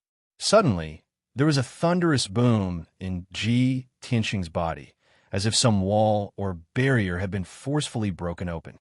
Without a doubt, Ji Tianxing had finally broken through the shackles and returned to the immortal king realm. At that moment, his body shook. The three-color divine light around his body also underwent a drastic change, turning into five-color divine light. A majestic wave of divine power erupted from his body. Seven-color divine light also rushed out from his head, forming 9 seven-color divine dragons that rushed into the void. Swoosh! Swoosh! The 9 divine dragons that were tens of thousands of feet long floated above the blood flame sacred tree, circling around and letting out dragon roars that shook the 9 heavens. In an instant, billions of seven-colored rays of light shone down, illuminating the entire distorted space-time. Ji Tianxing became the most dazzling ball of light, as dazzling as a star. An incomparably vast divine power spread out from his body, splitting into billions of light pillars that landed in the distorted space-time. Suddenly, the entire distorted space-time was filled with specks of divine light that were filled with dense and pure divine power. Yin Yao, Ji Ku, Wu Shuang, the white dragon, and the others who were cultivating in seclusion were bathed in the specks of divine light. They were instantly energized and their strength surged. Even the blood flame sacred tree behind Ji Tianxing greedily absorbed the starlight and specks of divine power. This was the so-called, when a man achieves the Tao, even his chickens and dogs ascend to the heavens. Ji Tianxing had successfully broken through to the immortal king realm and accumulated a terrifying amount of divine power, so a portion of it leaked out. This portion of divine power wasn't wasted. It scattered in the distorted space-time, helping and purifying everyone, allowing them to improve by leaps and bounds. As for the blood flame sacred tree, in the past, Ji Tianxing used to absorb the power of the sacred tree to try to reach a higher level. Now that he had successfully broken through to the immortal king realm, he used the excess power to nourish the blood flame sacred tree. As a result, the blood flame sacred tree also grew rapidly, growing 3 feet taller at a speed visible to the naked eye. On the billions of branches, innumerable purple leaves and sprouts grew out. Some of the branches even bore thumb-sized divine fruits. 3 days later, the 9 divine dragons hovering above the sacred tree turned into billions of colorful specks of light and scattered in the distorted space-time. The divine dragon's shadow dissipated. Ji Tianxing also ended his cultivation and opened his eyes. Swoosh! When he opened his eyes, 2 beams of condensed light flashed through the night like lightning, causing the distorted space-time to fluctuate. Phew! Ji Tianxing let out a long breath and looked at his body that hadn't changed much. A gratified smile appeared on his face. After 1,100 years, I have finally returned. Immortal King Realm, long time no see. Chapter 33:21. Ji Tianxing had been waiting for this day for a long time. It had been more than 100 years since he had awakened the memories of his previous life. In the past 100 years, he had always remembered the hatred from back then. There was not a day when he did not think about revenge. Now that he had returned to the godly king realm, he finally had the hope of revenge. He had taken the first step. That was right. Even if he had returned to the godly king realm, he only saw the hope of revenge. He still did not have the right to take revenge. After all, his mortal enemies were the 5 most powerful giants of the godly world. Any one of them was an existence that had surpassed the godly king realm and ruled over a continent. He still had a long way to go. After getting up, Ji Tianxing looked around to check on everyone's cultivation. He saw that the distorted space around the bloody flame sacred tree was still filled with hundreds of millions of light spots. That was the excess divine power that had leaked out when he had broken through to the godly king realm. Yin Yao, Ji Ku, Bai Long, and the others all guessed that Ji Tianxing had broken through again. However, they also knew that this was a once-in-a-lifetime opportunity that they could not miss. Even if they were curious and wanted to end their cultivation to see what level Ji Tianxing had broken through to. However, After weighing the pros and cons, they all held back and focused on cultivating. They tried their best to absorb the divine light around them. As the rainbow-colored light spots entered their bodies one after another, the light spots entered their bodies one after another. The extremely pure and rich divine power caused their strength to increase rapidly. To everyone, this was their opportunity. With this opportunity, they would definitely be able to break through the shackles and advance by at least one level. Seeing that everyone had calmed down and made the correct decision, Ji Tianxing revealed a gratified smile. It should have been 26 days outside. I wonder if Lin Xue's Rakshasa bloodline has been successfully activated? Ji Tianxing thought for a while and quickly left the distorted space. Swoosh! In the darkness, a faint white light flashed. Ji Tianxing appeared beside Chao Qingyu. Although it was only a flash of divine power, Ji Tianxing quickly concealed his aura. But such abnormal fluctuations would still be detected by peak divine lords. However, the Rakshasa clan leader, the great priest, the great guardian, and the others were not in the Saint Blood Tower. Therefore, Ji Tianxing's aura was not detected. Chao Qingyu was hiding in a dark corner, observing the situation in the square with rapt attention. He was also startled by Ji Tianxing's sudden appearance. When he saw Ji Tianxing's appearance clearly, he keenly sensed that Ji Tianxing's aura had changed greatly. After being stunned for a moment, he suddenly reacted, and his eyes widened, revealing a look of deep shock. This is the aura of a god king? Young Master Tianxing, you actually broke through to the divine king realm? Chao Qingyu was a god king, so he was no stranger to the unique aura of a god king. When he realized this, he was incomparably shocked and in disbelief. Ji Tianxing nodded slightly and didn't say much. He asked, "What's the situation on the second floor? Has Lin Xue's Rakshasa bloodline been successfully awakened?" Chao Qingyu suppressed his surprise and nodded. Miss Lin's Rakshasa bloodline has been awakened since a few days ago. Until today, when her strength, cultivation base, and bloodline have all stabilized, she left the demonic blood altar to participate in the saintess conferring ceremony. Ji Tianxing quickly released his deific consciousness to check the situation of the demonic blood altar. Seeing that the altar was closed and there was no one around, he was relieved. Awakening the Rakshasa bloodline, she should have broken through to the 9th level of the Divine Lord realm, right? Is the Rakshasa clan so impatient? It's only the 26th day, and they're already conferring Lin Xue as saintess? Chao Qingyu quickly explained, "Young master, looking at the Rakshasa clan and the great priest's reactions, I've also eavesdropped on their conversation. It looks like Miss Lin's talent is extremely high after awakening the Rakshasa bloodline, not inferior to her mother, Sha Yanzi. Therefore, the Rakshasa clan values Miss Lin very much and plans to use her as a bargaining chip to form a marriage alliance with territory ruler Yunyang. Just a few days ago, the Rakshasa clan leader had contacted territory ruler Yunyang and invited him to the Rakshasa cave to see Miss Lin with his own eyes. The Rakshasa clan has also decorated the cave with lanterns and banners, waiting for territory ruler Yunyang's arrival. Besides, I heard that territory ruler Yunyang is very arrogant and looks down on the Rakshasa clan.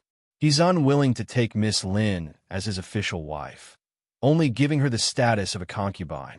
Chao Qingyu could vaguely see that there was a vague and ambiguous relationship between Lin Xue and Ji Tianxing. Therefore, he had to tell Ji Tianxing the Rakshasa clan's plan and the predicament Lin Xue was about to face. What? Ji Tianxing was stunned for a moment before he sneered in disdain. The Rakshasa clan's bastards really can't change their ways. They harmed Sha Yanzi back then, and now they want to repeat the same mistake and harm Lin Xue. Whether it's Sha Yanzi or Lin Xue, they're both targets to be used, tools to gain benefits. As for territory ruler Yunyang, who does he think he is? Before entering Yunyang territory, Ji Tianxing had already learned that territory ruler Yunyang was an intermediate divine king with exceptional talent. At the very least, he was stronger and more talented than the Tianbei territory ruler. However, It was useless as Yun Yang did not care at all. Seeing the anger on Ji Tianxing's face, Chao Qingyu suggested, "Young master, the coronation ceremony is about to end and your plan has been achieved. We don't have to waste time. Let's save Miss Lin and we'll be done, right?" Ji Tianxing smiled mockingly and shook his head. Wouldn't it be too boring to snatch Lin Shui away so crudely? Isn't the Rakshasa clan trying to climb up the social ladder and make a comeback? Come, let's teach them a lesson. Chao Qingyu thought about it and roughly guessed what he meant. His face was filled with anticipation. In the spacious square, the coronation ceremony of the Saintess was coming to an end. Under everyone's gaze and the Rakshasa clan's witness, the Rakshasa clan leader personally helped Lin Shui put on the Saintess cloak and crown. The scepter that symbolized the Saintess' identity and status was also passed to Lin Shui. These three items were top-notch monarch-level divine weapons, treasures that had been passed down for over 30,000 years in the Rakshasa clan. Lin Shui was a little distracted and was not interested in these three treasures. However, Ji Tianxing did not appear and she dared not act rashly. She could only accept them reluctantly. When she wore the Saintess cloak, the sacred goddess crown, and the Saintess scepter, she was the brightest star in the square. Thousands of Rakshasa clapped and cheered for her. The coronation ceremony was finally over. The Rakshasa clan leader went up the stage again, ready to give the closing speech. But at this moment in the southern sky, there was a group of sacred five-colored auspicious clouds, as fast as the aurora, rushing over. A domineering man's voice also came from the sky. "I've long heard that the Saintess of the Rakshasa race has extraordinary talent and beauty that can cause the downfall of a city. Now that I've seen her today, she really lives up to her reputation." Chapter 33:22. Everything was going smoothly, and the Saintess conferring ceremony was about to end. However, the sudden voice caused everyone in the square to be stunned. Not only the thousands of Rakshasas, but even the Rakshasa clan leader, high priest, guardians, and elders looked toward the south of the square. Countless people furrowed their brows, revealing vigilant and wary expressions. After all, the young man's voice was not from the Rakshasa clan. He must be an outsider. However, there were no outsiders in Rakshasa Cave, and they had not invited any outsiders in recently. Could it be an intruder? That was everyone's first reaction. As a result, hundreds of Rakshasa guards immediately drew their weapons and blocked the edge of the square, glaring at the five-colored auspicious cloud. Under everyone's watchful eyes, the five-colored auspicious cloud flew above the square, ignoring the hundreds of guards. The five-colored auspicious cloud stopped above the square, and everyone saw the two experts standing on the auspicious cloud. The person in front was a handsome, white-robed, black-haired human youth. His aura was sacred and majestic, and his bearing was dignified and dignified. He looked extremely mysterious, making people fearful and respectful. The other god tribe expert was tall and burly, and his face was resolute and dignified. He wore a green divine robe. His entire body was filled with powerful divine power fluctuations and thick nomological aura. All the Rakshasas present could not help but feel respectful and fearful when they saw the middle-aged man in the green robe. That was because the divine power fluctuations that the green-robed man emitted had far surpassed the God-Lord realm. It was a level that no one could touch and could only look up to. God-King realm. The Rakshasa clan leader, high priest, and guardians reacted in the next instant, and their expressions changed drastically. The few peak god lords exchanged glances and saw the shock and worry in each other's eyes.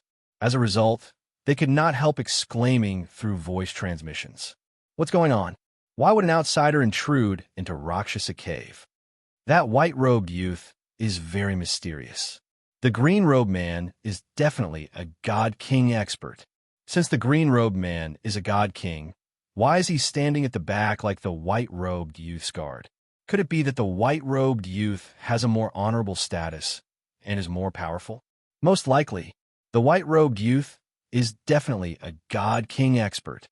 Moreover, a god-king expert is a guard for the white-robed youth. It's obvious how terrifying the identity and status of that white-robed young man is. Two God King experts came at the same time, and we don't even know him. What's going on? I hope they don't have any enmity towards our clan. Otherwise, Rakshasa Cave will be in danger. In an instant, the Rakshasa clan leader, the high priest, and the others had a discussion and made a preliminary judgment.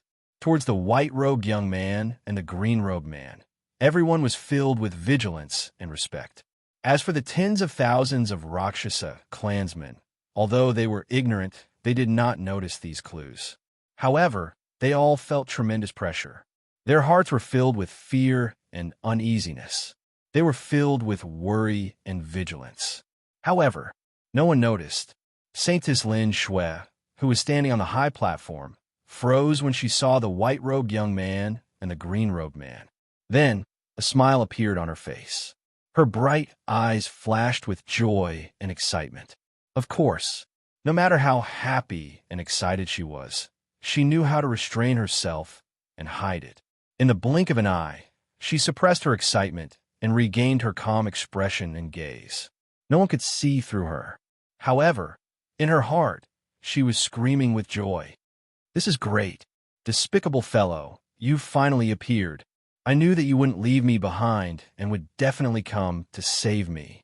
But I didn't expect you to swagger through the streets and even ride a five-colored auspicious cloud to save me. Do you want to be my unparalleled hero and make me repay you with my body? Dream on." After a moment of silence, she remembered something more important. "All right, he said that he's long heard that the Rakshasa Saintess has extraordinary talent and beauty. Is he talking about me? Is what he said true? Could it be that he doesn't find my current appearance demonic and ugly, but admires and likes me? If that's the case, then I'm relieved." Lin Shui looked down at herself as she thought. She held her cheeks with both hands, looking nervous and uneasy. Even if the Rakshasa clan thought that she was as beautiful as a fairy, she would not take it to heart. She only cared about that fellow's opinion. At the same time, the Rakshasa clan leader and the high priest took the initiative to ask questions in order to ease the tense atmosphere in the square. "May I know who the two of you are? Why did you barge into the Rakshasa cave? If I remember correctly, our clan hasn't invited guests from other clans recently, right?" Although he was questioning the other party's identity, the Rakshasa clan leader did not forget to bow and remain respectful and courteous. After all, the Rakshasa clan could not afford to offend a godly king powerhouse, especially when the other party was two godly kings. On the five-colored auspicious cloud, the white-robed youth was in high spirits. He stood proudly and had no intention of explaining. On the other hand, the green-robed man behind him answered for his master dutifully. He said with an indifferent expression, "The Rakshasa clan indeed did not invite my master. We came uninvited. After all, the Rakshasa clan lives in a remote area. It's normal that they don't know my master." Seeing that, the Rakshasa clan leader and the high priest's hearts skipped a beat. Everyone looked at each other and nodded slightly, confirming the guess in their hearts. That was right. That green-robed man was the white-robed youth's guard and servant. Everyone was secretly shocked. What kind of honorable person would he be if a godly king was willing to be his guard? He should be at least the territorial lord of a region, right? Thinking of that, the Rakshasa clan leader, the high priest, the great guardian, and the elders became even more respectful. "Please forgive our ignorance. May I ask where the two seniors are from? Do you have any relationship with our Rakshasa clan's ancestors? Why did you enter Rakshasa cave this time?" The high priest bowed and asked in a respectful and clear manner. In order not to anger the two godly kings, he only said that he was entering Rakshasa cave and did not dare to mention the word trespass. The tens of thousands of Rakshasa clansmen were already frightened by the two godly kings' power and were uneasy. Now, seeing the clan leader and the high priest in such a humble manner, they understood. Everyone understood the situation. The two guests from other clans must be honorable godly kings, big shots that the Rakshasa clan could not afford to offend. As expected, the white-robed youth still did not answer. The green-robed man said proudly, "We're from the Sharp Tiger region in the south. My master is the master of Sharp Tiger region." Although Sharp Tiger region is very far from here, and you must have never heard of it. However, our territorial lord does have some relationship with your ancestors. More than 15,000 years ago, there was a Rakshasa woman called Sha Yuhuan. When she was traveling the boundless heaven mainland, she passed by Sharp Tiger region. At that time, Sha Yuhuan was chased by a godly king and was severely injured. She almost died. It was our domain lord who was kind enough to save Sha Yuhuan and treat her injuries. Chapter 33:23. The expressions of the Rakshasa tribe leader and high priest changed when they heard what the green-robed man said. Everyone could not help but exclaim in their excitement. The Tiger Region Lord? He is indeed a region lord. No wonder. What? Sha Yuhuan? Oh my God! That's the 17th generation saintess of our tribe. My grandmother. Sha Yuhuan went to the Tiger region and was even saved by the region lord. No wonder the region lord knows about our tribe. He has such a history with us. The Rakshasa tribe leader and high priest were all excited. They showed gratified, friendly, and fawning smiles. After all, the two godly kings had a history with the Rakshasa tribe, which meant that they were friends and not enemies. The Sha Yuhuan that the green-robed man mentioned was indeed the 17th generation saintess of the Rakshasa tribe. Sha Yanzi was the 19th generation saintess, and Lin Shui was the 20th generation saintess. Sha Yuhuan had broken through to the godly king realm more than 16,000 years ago. The Rakshasa tribe was very powerful back then. They were the second most powerful force after the region lord. However, because of that, the region lord was wary of the Rakshasa tribe and secretly suppressed and weakened them. Sha Yuhuan was only a lower-rank godly king. Her strength was far from the region lord's then. Just staying in the Rakshasa cave and cultivating the skills left behind by the ancestors was not enough to increase her strength quickly, let alone surpass the region lord. Therefore, Sha Yuhuan decided to leave the Rakshasa cave and travel the boundless heaven continent to find opportunities and methods to increase her strength. However, it was a pity. Sha Yuhuan was still in contact with the Rakshasa cave for 400 years after she left. After 400 years, they completely lost contact. There was no news of her until now. The Rakshasa tribe tried to find her, but to no avail. Too much time had passed, and the Rakshasa tribe thought that Sha Yuhuan had died. Sha Yuhuan's disappearance was a huge nightmare to the Rakshasa tribe. It was also a heavy loss. Since then, the Rakshasa tribe's power declined and gradually weakened. Now, Sha Yuhuan's name was mentioned again, and it brought back many Rakshasa powerhouses' memories.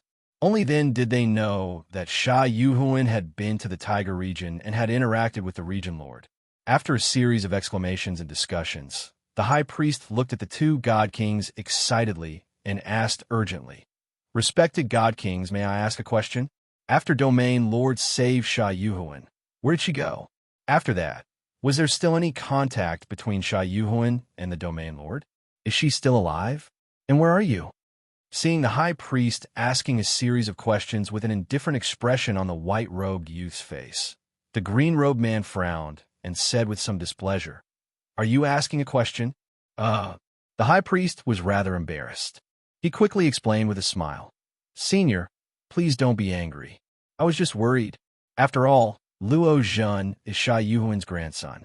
For the past 10,000 years, there has been no news of grandmother.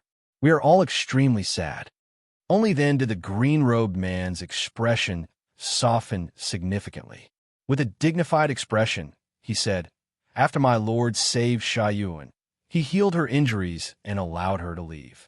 As for where she went and why she disappeared, we don't know. After all, our domain lord only met her by chance. It's not appropriate for us to interfere with her private matters." The high priest's face instantly turned gloomy. His hopes were dashed. However, when Sha Yuhuan disappeared, he was not even born yet.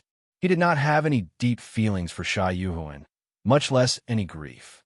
In the blink of an eye, he returned to normal and greeted the green-robed man with a smile. With his relationship with Sha Yuhuan, he had an advantage over the others. It was easier for him to get closer to them, just as everyone was exchanging pleasantries. Saintess Lin Shui, who was ignored by everyone, had a strange expression. She was holding back her laughter painfully.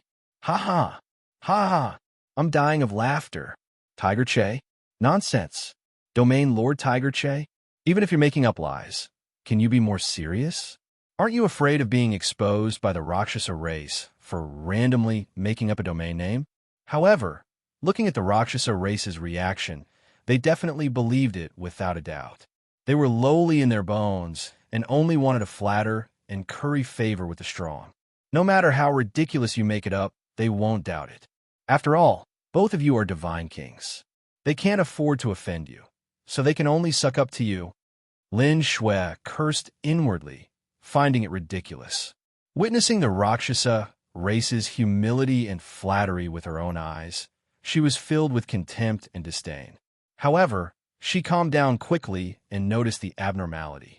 No, isn't he a peak divine lord? What did he break through to the divine king realm? Also, how do they know the name Sha Yuhuan? Even if it's a lie, how can they make it up so well? At this moment, after the high priest and the green-robed man finished exchanging pleasantries, they had gotten closer. The green-robed man also explained the purpose of his visit to everyone. It turned out that he was accompanying Domain Lord Tiger Che to travel the continent and accidentally passed by Cloud Yang region. It was only then that he remembered the Rakshasa race's existence. After many inquiries and searches, they found Rakshasa Cave and broke in easily by breaking the divine formation. They did not expect to be so lucky to meet the Rakshasa race's new saintess. They had long heard of the Rakshasa race's saintess reputation. It was a good opportunity to meet her. Knowing this, the Rakshasa leader, the high priest, and the rest were completely relieved. Not only were they not worried, but they were also secretly delighted and excited. Especially the Rakshasa leader, he was so excited that he thought to himself, God is really helping me. Not only can our race form a marriage alliance with Domain Lord Yin Yang, but we can also become acquainted with Domain Lord Tiger Che. Domain Lord Tiger Che is very interested in our race. I only need to do some work, and we can become friends. By then, our race will have the help of 2 domain lords. Why should we worry about not being able to rise again? At this moment, the high priest suddenly realized that the honorable domain Lord Tiger Che had been silent, but he was sizing up Saintess Lin Shui with admiration. Domain Lord Tiger Che was not only handsome, but also dignified. Even when he was sizing up Lin Shui, he did not look annoying at all. His expression and gaze were focused, revealing admiration and praise. It was definitely not a greedy or wretched gaze, but an affirmation and admiration for beautiful things. The high priest immediately realized that his chance to show off had come. Therefore, he plucked up his courage and asked, Lord Tiger Che, this is Saintess Lin Shui, whom our race has conferred today. She's the most outstanding young woman in our race. I wonder what Lord Tiger Che thinks of our saintess. Or perhaps, can you give some pointers and enlighten our saintess? The white-robed young man smiled, not hiding his admiration at all. He said solemnly, Saintess Lin Shui's appearance and bearing are rare in this world. Although she's only a 9th-level divine sovereign now, her talent is outstanding and her potential is great. She'll definitely break through to the divine king realm soon. I've wandered the world for many years, but I've never found a Tao companion that I like. Now that I've seen Saintess Lin Shui, I'm actually moved. I've decided to take her as my wife and guide and teach her with all my heart. I won't let her talent and potential down. Once he said this, the entire square fell silent. Everyone was stunned, revealing an expression of disbelief. No one had expected Domain Lord Tiger Che to amaze the world with a single brilliant feat. And after the high priest, chief protector, and the rest were stunned for a moment, they immediately revealed a look of thick surprise and also cried out in surprise in their hearts. The surprise came too suddenly. We only saw that Domain Lord Tiger Che admires Lin Shui very much. I didn't expect that he would actually be so straightforward, proposing a marriage alliance face to face. Domain Lord Tiger Che marrying Lin Shui as his official wife. This is simply a heaven-sent opportunity. Chapter 33:24. For the high priest, the great guardian, and the many elders, it was the most practical thing to do to curry favor with the two divine kings in front of them and Precinct Lord Tiger, who was close at hand. They were pleasantly surprised by Precinct Lord Tiger's straightforward declaration and were very much in agreement and eagerness. After all, Precinct Lord Tiger's status and ability were no weaker than Precinct Lord Yin Yang. Although Precinct Lord Tiger was far away from here and was not as effective as sucking up to Precinct Lord Yin Yang, Yin Yang was too arrogant. He did not care about the Rakshasa tribe at all and was only willing to take Lin Shui as his concubine.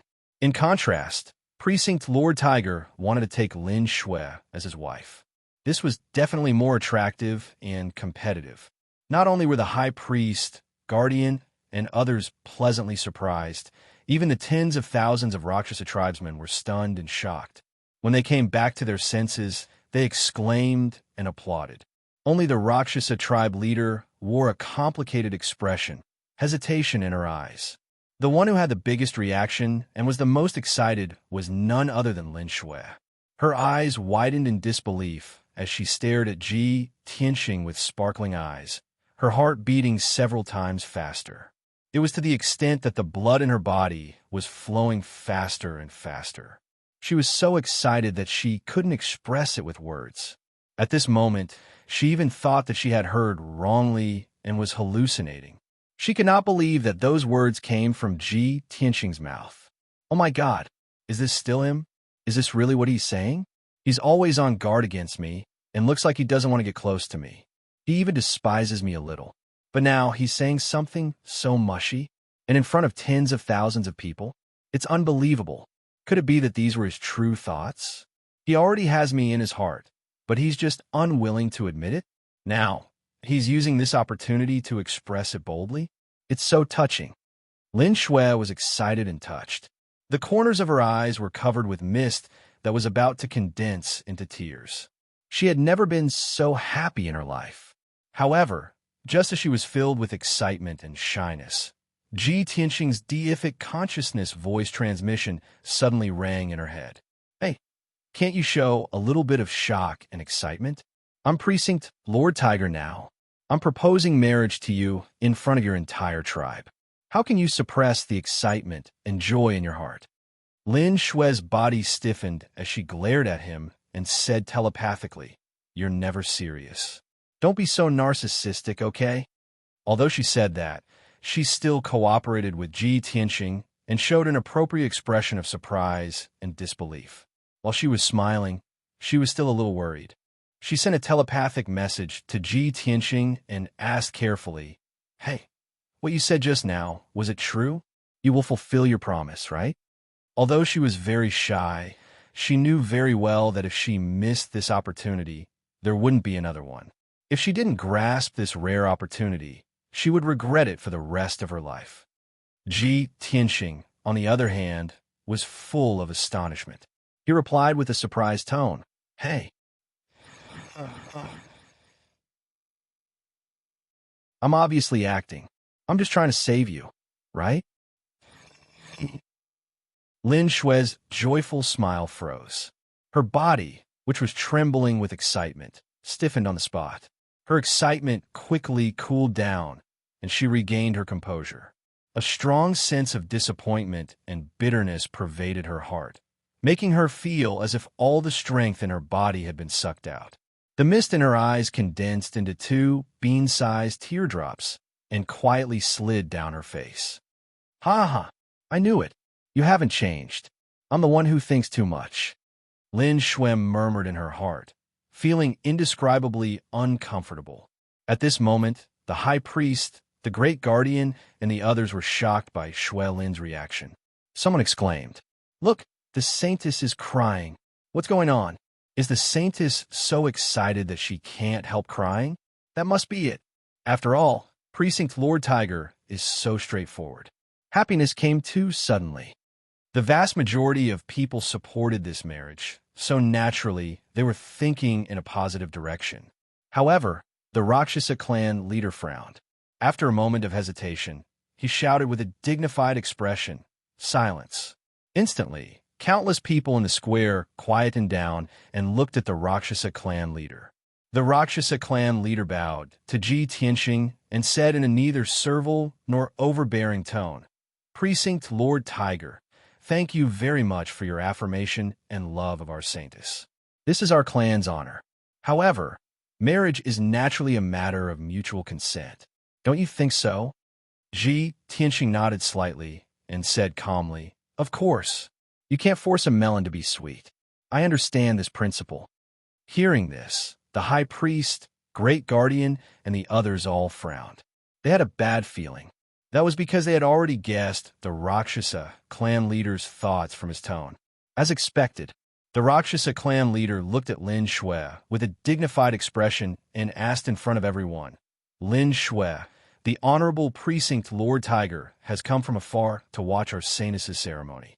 The Precinct Lord admires you very much and is willing to marry you, guide your cultivation, and help you break through to the Divine King realm. Based on the principle of fairness and willingness, I'm asking you in front of everyone now. What do you think? Don't worry. As long as you agree, I won't stop you." Although he said so on the surface, he spoke to Lin Shui through telepathy in a serious tone. "Lin Shui, you must consider this carefully. You mustn't be hasty. You're our saintess now. When you make a decision, you must consider the big picture. You must know that your marriage with Precinct Lord Yunyang is 70 to 80% certain. As for this Precinct Lord Tiger, we still don't know his identity and background. Besides, we don't know where Tiger Precinct is or how far it is from Rakshasa Cave." The Rakshasa clan leader was not hinting, but reminding and warning Lin Shui. His intention was obvious. He wanted Lin Shui to reject. However, what the Rakshasa clan leader did not expect was that Lin Shui had completely ignored his telepathic persuasion. In front of everyone, Lin Shui raised her sleeve to wipe away the tears at the corner of her eyes and looked at Ji Tianxing with a smile. She said sincerely, "I'm grateful for Precinct Lord Tiger's kindness. I'm willing. Although Precinct Lord has a noble status, powerful ability, and extraordinary talent, I'm just a mediocre person. As for me, I'm just a person with mediocre aptitude. I can't even enter the domain Lord's discerning eyes. Most of the time, I can only be despised and alienated. However, no matter what others think, no matter how Precinct Lord sees me, I want to express my truest feelings. That's right. You're the most handsome man in my heart, the most enchanting man. You have long since monopolized my heart. Other than you, I can ignore any other young talent in this world." Chapter 33:25. Lin Shui's expression, eyes, and tone all revealed sincerity and truth. Her tone was extremely infectious, causing countless people to feel deeply moved. However, many people felt puzzled and began to discuss in low voices. What is the Holy Maiden saying? Why does it feel weird? Although the Holy Maiden agreed to Territorial Lord Tiger Che's marriage proposal, this is a good thing for our clan. But I keep feeling that the Holy Maiden's words have a hidden meaning. It sounds very complicated, but isn't this the first time the Holy Maiden and Territorial Lord Tiger Che met? The Holy Maiden is attracted and fascinated by Territorial Lord Tiger Che the first time she met him. Is this the legendary love at first sight? Not only did the Rakshasa clan find it strange, but the Rakshasa clan leader also noticed the abnormality, sizing up Lin Shui and Ji Tianxing with a strange look. Seeing this scene, Ji Tianxing knew that the Rakshasa clan leader had already become suspicious and could not help but sigh secretly. Sigh, I really shot myself in the foot. If I had known Lin Shui, that silly girl's personality, why would I have rejected her directly? Now, she foolishly confessed to me in public, making everyone hear the problem and become suspicious. Ji Tianxing knew that in this situation, it was no longer appropriate to stay for long. If he delayed any longer, Lin Shui would probably reveal more flaws. Therefore, he revealed a satisfied smile and nodded, saying, "Very good. Since the Holy Maiden and I are in love, what are we waiting for? Come to me. Let me take a good look at you." Saying that, he extended his right palm to Lin Shui, calling her forward. Lin Shui did not hesitate and left the high platform without any shame, flying toward Ji Tianxing. Swoosh! In the blink of an eye, Lin Shui flew onto the five-colored auspicious cloud and landed beside Ji Tianxing. Ji Tianxing pretended to size her up a few times and revealed an even more satisfied smile, saying, "Rakshasa clan leader, I am very satisfied with the Holy Maiden. This marriage is settled. Now, I will take the Holy Maiden out of Rakshasa Cave and go out to play for a few days. We could get to know each other and also improve our relationship. In 3 days at most, I will prepare the betrothal gifts and come to Rakshasa Cave to propose marriage." After saying that, the rainbow auspicious cloud turned around and left the square, flying towards the exit of Rakshasa Cave. Seeing that Ji Tianxing was about to take Shui Lin away, the Rakshasa tribe leader and the high priest finally regained their senses. The Rakshasa clan leader's expression changed immediately. He raised his hand and shouted, "Hold on!"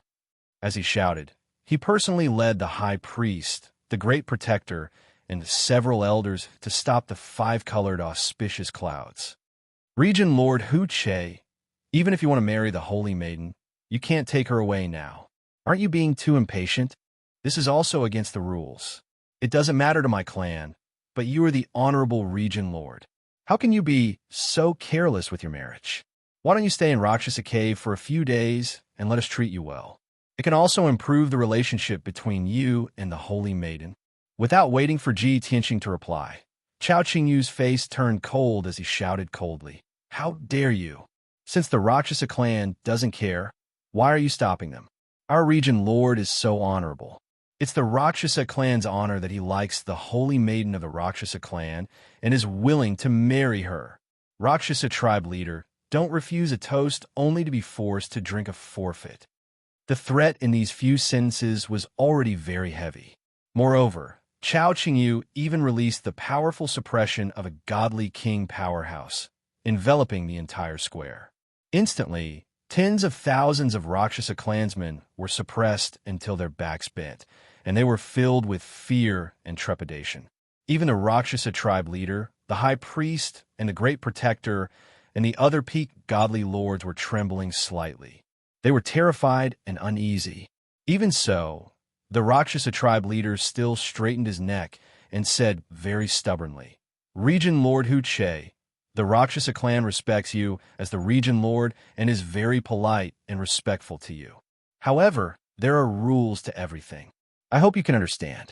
If I let you take the Holy Maiden away so carelessly today, it will bring shame to the Rakshasa clan and our ancestors. Your Excellency, please let the Holy Maiden stay. We will discuss this carefully. Otherwise, for the glory and dignity of our clan, we will not let you leave just like that, even if we have to risk our lives." After saying that, her entire body surged with divine power, and she gripped the scepter tightly with both hands. After being stunned for a moment, the high priest, the great protector, the many elders, and the deacons also drew their swords and kenshin weapons. Even the hundreds of guards drew their weapons and surrounded the five-colored auspicious cloud. Although the Rakshasa tribe leader had acted very humbly earlier, she was very calm and decisive. But on this important matter, she was very calm and decisive. Her attitude was also very firm. In an instant, the atmosphere in the square became very tense.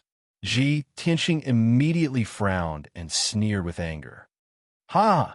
How dare you be so arrogant, little Rakshasa clan? Have I been too kind to you? Since you are so reckless, I will have to teach you a lesson so that you will know the difference between superior and inferior." Lin Shui also looked very worried. She quickly reached out to grab Ji Tianxing's sleeve and persuaded, "Your Excellency, please calm down." She looked at the Rakshasa clan leader and persuaded, "Clan leader, you said you would support my decision and would not stop me. Why are you going back on your words now? I fell in love with precinct leader Hu Che at first sight. He's just taken me to play for a few days. Why do you have to make such a big fuss? Don't you think about the consequences of being impulsive for the sake of the tens of thousands of people?" As expected, the high priest, the great protector, and the elders all hesitated. Only the Rakshasa clan leader's expression did not change. His attitude was still firm, and he had no intention of backing down. Seeing this, Chao Qingyu took 2 steps forward and said, "My lord, since these guys are so stubborn, I will teach them a lesson for you. I can deal with these ants alone. Why do you have to do it yourself?" After saying that, Chao Qingyu raised his palms and waved his wide sleeves, shooting out a golden divine light that covered the sky. Swoosh! Swoosh, swoosh! Suddenly, the golden light turned into thousands of giant blades and slashed at the Rakshasa clan leader and the others. Those light blades were only targeting the divine emperors on the square and not the tens of thousands of Rakshasa people. But the golden light blades covered the entire square. If the Rakshasa people did not run away, they would be crushed. The square was instantly in chaos. Countless Rakshasa people ran in all directions and screamed in panic. "Everyone, let's go and stop them," the Rakshasa clan leader shouted angrily. He waved his scepter and went against the golden light blades. The high priest, the great protector, and the others immediately followed and resisted with all their might. In the next moment, a deafening sound exploded in the sky. Boom, boom, boom, boom, boom, boom. The thunderous sound shook the sky and the square. The surging 5-colored divine light instantly engulfed an area of 100 miles, drowning the entire square. Under the divine light, countless Rakshasa guards, deacons, and elders vomited blood and fell to the ground, screaming. Even the Rakshasa clan leader, the high priest, and the great guardian, who were the most powerful among them, were beaten to a pulp as they crashed onto the ruined square. In addition, hundreds of Rakshasa people who could not escape in time were killed by the divine light. Chapter 33:26. Chao Qingyu only made one move, and the entire Rakshasa cave was in chaos. The divine light and dust that blotted out the sky lasted for a long time before dissipating. Many of the Rakshasa guards and deacons were either lightly or heavily injured. Their bodies were covered in blood. Even a few elders and protectors were injured by Chao Qingyu. Only the Rakshasa clan leader, the high priest, and the great guardian were the strongest. They were only slightly injured and did not suffer any serious injuries. However, the scene of hundreds of Rakshasa clansmen being affected and dying on the spot shocked everyone. The tens of thousands of Rakshasa clansmen were scared out of their wits and fled into the distance in a panic. It was a mess. When they saw that, the Rakshasa clan leader, the high priest, and the others were filled with shock and fear. They knew long ago that once a godly king expert attacked, the world would be destroyed. However, they only knew how terrifying a godly king expert was after experiencing it personally. They could sense that Chao Qingyu did not use his full strength and merely made a casual move. In the end, no one in the entire Rakshasa race could stop him, and all the experts were injured. There was no doubt. Once Chao Qingyu was angered and attacked with his full strength, the casualties of the Rakshasa race would be 10 times worse. Furthermore, there was the even more terrifying and mysterious domain Lord Tiger, who was watching coldly from the sidelines. If he attacked as well, Rakshasa Cave would be destroyed without a doubt. Everyone present today, every single one of them, would die here. At that thought, the Rakshasa clan leader felt a chill run down her spine and calmed down. The high priest, the grand guardian, and the others hurriedly persuaded her to stop being stubborn. In the skies, hundreds of kilometers away, above the rainbow, auspicious cloud, Chao Qingyu looked down at everyone and hollered coldly, "I only used 30% of my strength. Take it as a small lesson for all of you. If you offend my lord again, I'll let you know that when a godly king is angry, blood will flow like a river." After saying that, the rainbow auspicious cloud turned around and flew towards the exit of Rakshasa Cave. The Rakshasa clan leader looked at the backs of Ji Tianxing and the other 2 as they left. Her eyes were filled with hatred, and she felt extremely humiliated. However, the lesson just now made her smarter. No matter how angry and aggrieved she was, she didn't dare to do it again. The high priest hurriedly asked, "Patriarch, what should we do now?" Before the clan leader could reply, the great guardian said helplessly, What else can we do? They've already warned us. If we still try to stop them, wouldn't we be courting death? Several elders also nodded in agreement. Their tone was very helpless as they discussed. The difference between us and the God Kings is too great. If we continue to fight, we'll just be asking for humiliation. Sigh. Originally, we could have gotten married peacefully and happily, but I didn't expect. Now that things have turned out this way, I really don't know how to end this. Do you think Domain Lord Huche will keep his promise and come back in 3 days? It should have been in the past, but not now.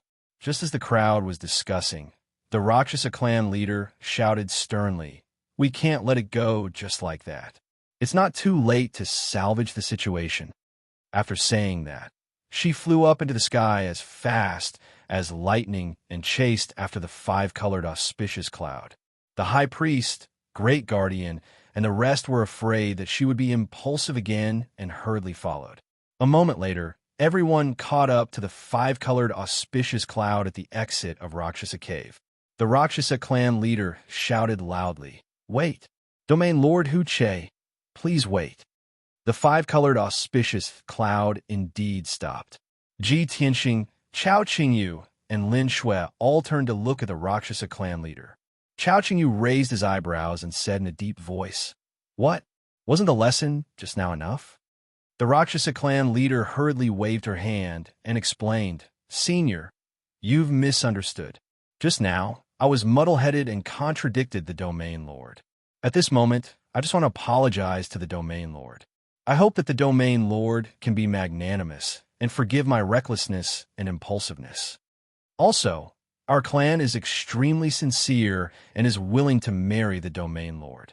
Domain Lord and Saintess, please enjoy yourselves. I'll prepare the corresponding matters within 3 days.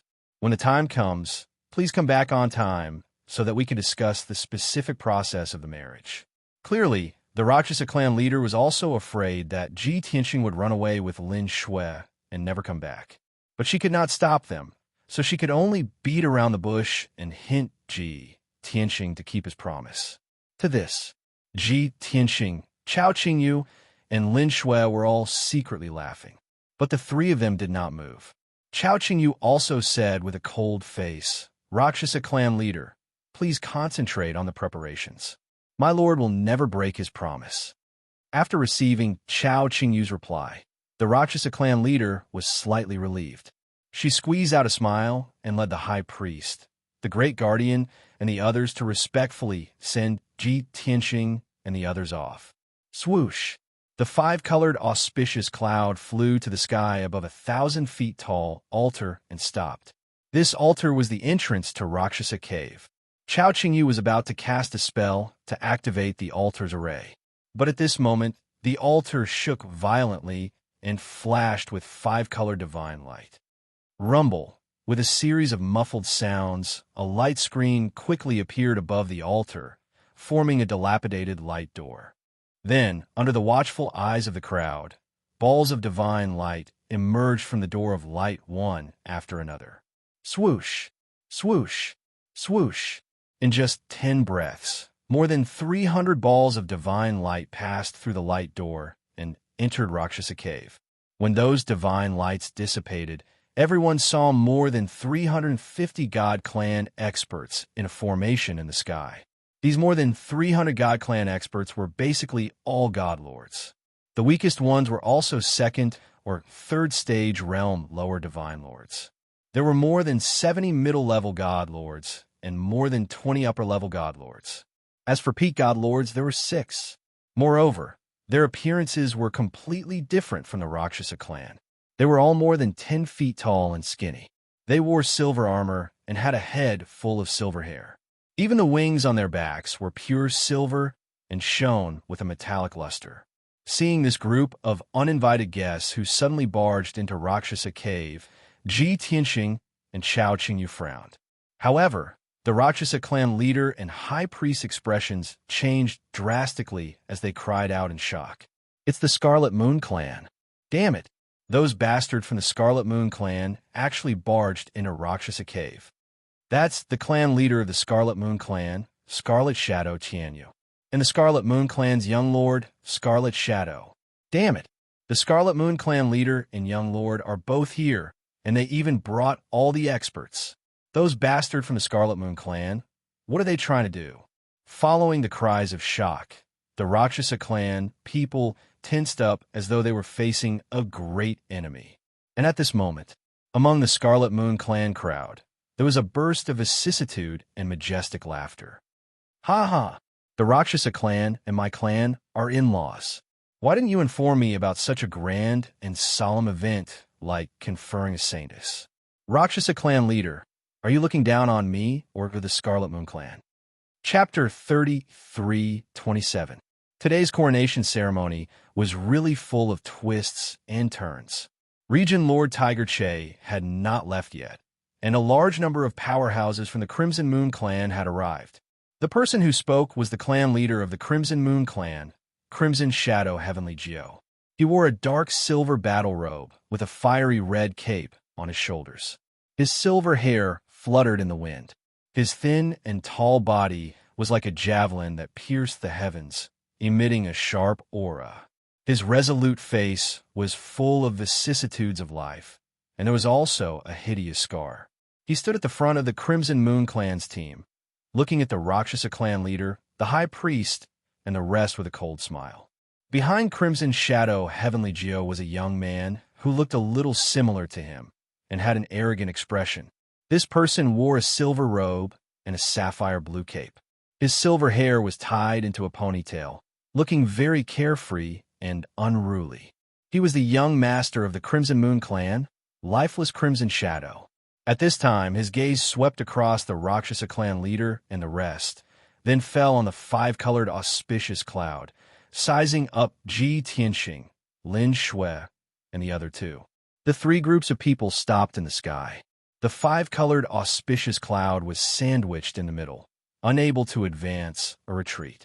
The atmosphere was a little strange. However, Ji Tianxing, Chao Qingyu, and Lin Shui looked very calm. Even if there were as many as 300 powerhouses from the Crimson Moon clan, they were not worried at all. Anyway, the Crimson Moon clan was not targeting them. The Rakshasa clan leader quickly calmed down and glared at Crimson Shadow, Heavenly Geo, and the rest. He asked in a deep voice, Crimson Shadow, Heavenly Geo, what is the meaning of this? What are you trying to do? Seeing the Rakshasa clan's vigilant look, Crimson Shadow, Heavenly Geo chuckled and said, Sister, don't be so nervous. I have no ill intentions. I just heard that the Rakshasa clan is going to confer a new saintess, so I rushed over to watch the ceremony. What? Our two clans have been friends for generations. Can't I even watch the ceremony? The Rakshasa clan leader did not speak. His expression was gloomy as he glared at the high priest and the great guardian. He asked in a deep voice, Who leaked the news of the saintess? How did the Crimson Moon clan?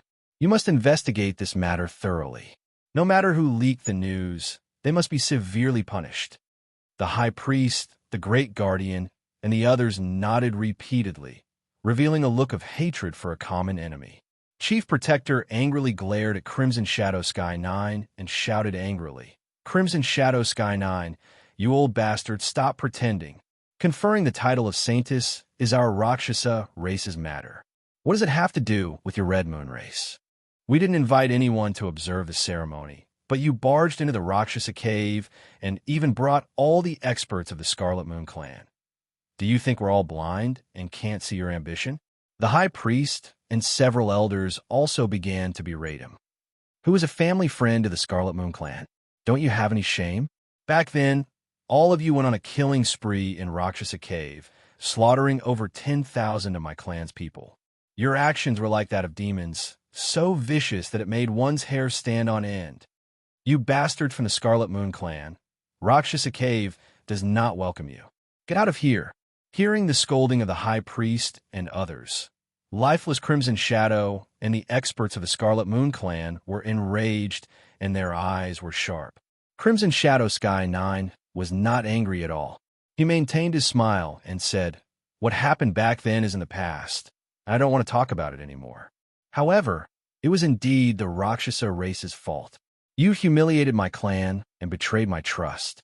Now that a new saintess has appeared in the Rakshasa race, This is a good opportunity for you to make amends for my clan and atone for your sins."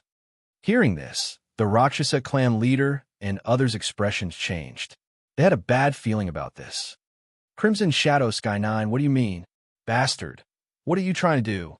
Crimson Shadow Sky 9 smiled, but did not answer. His face was filled with a playful sneer.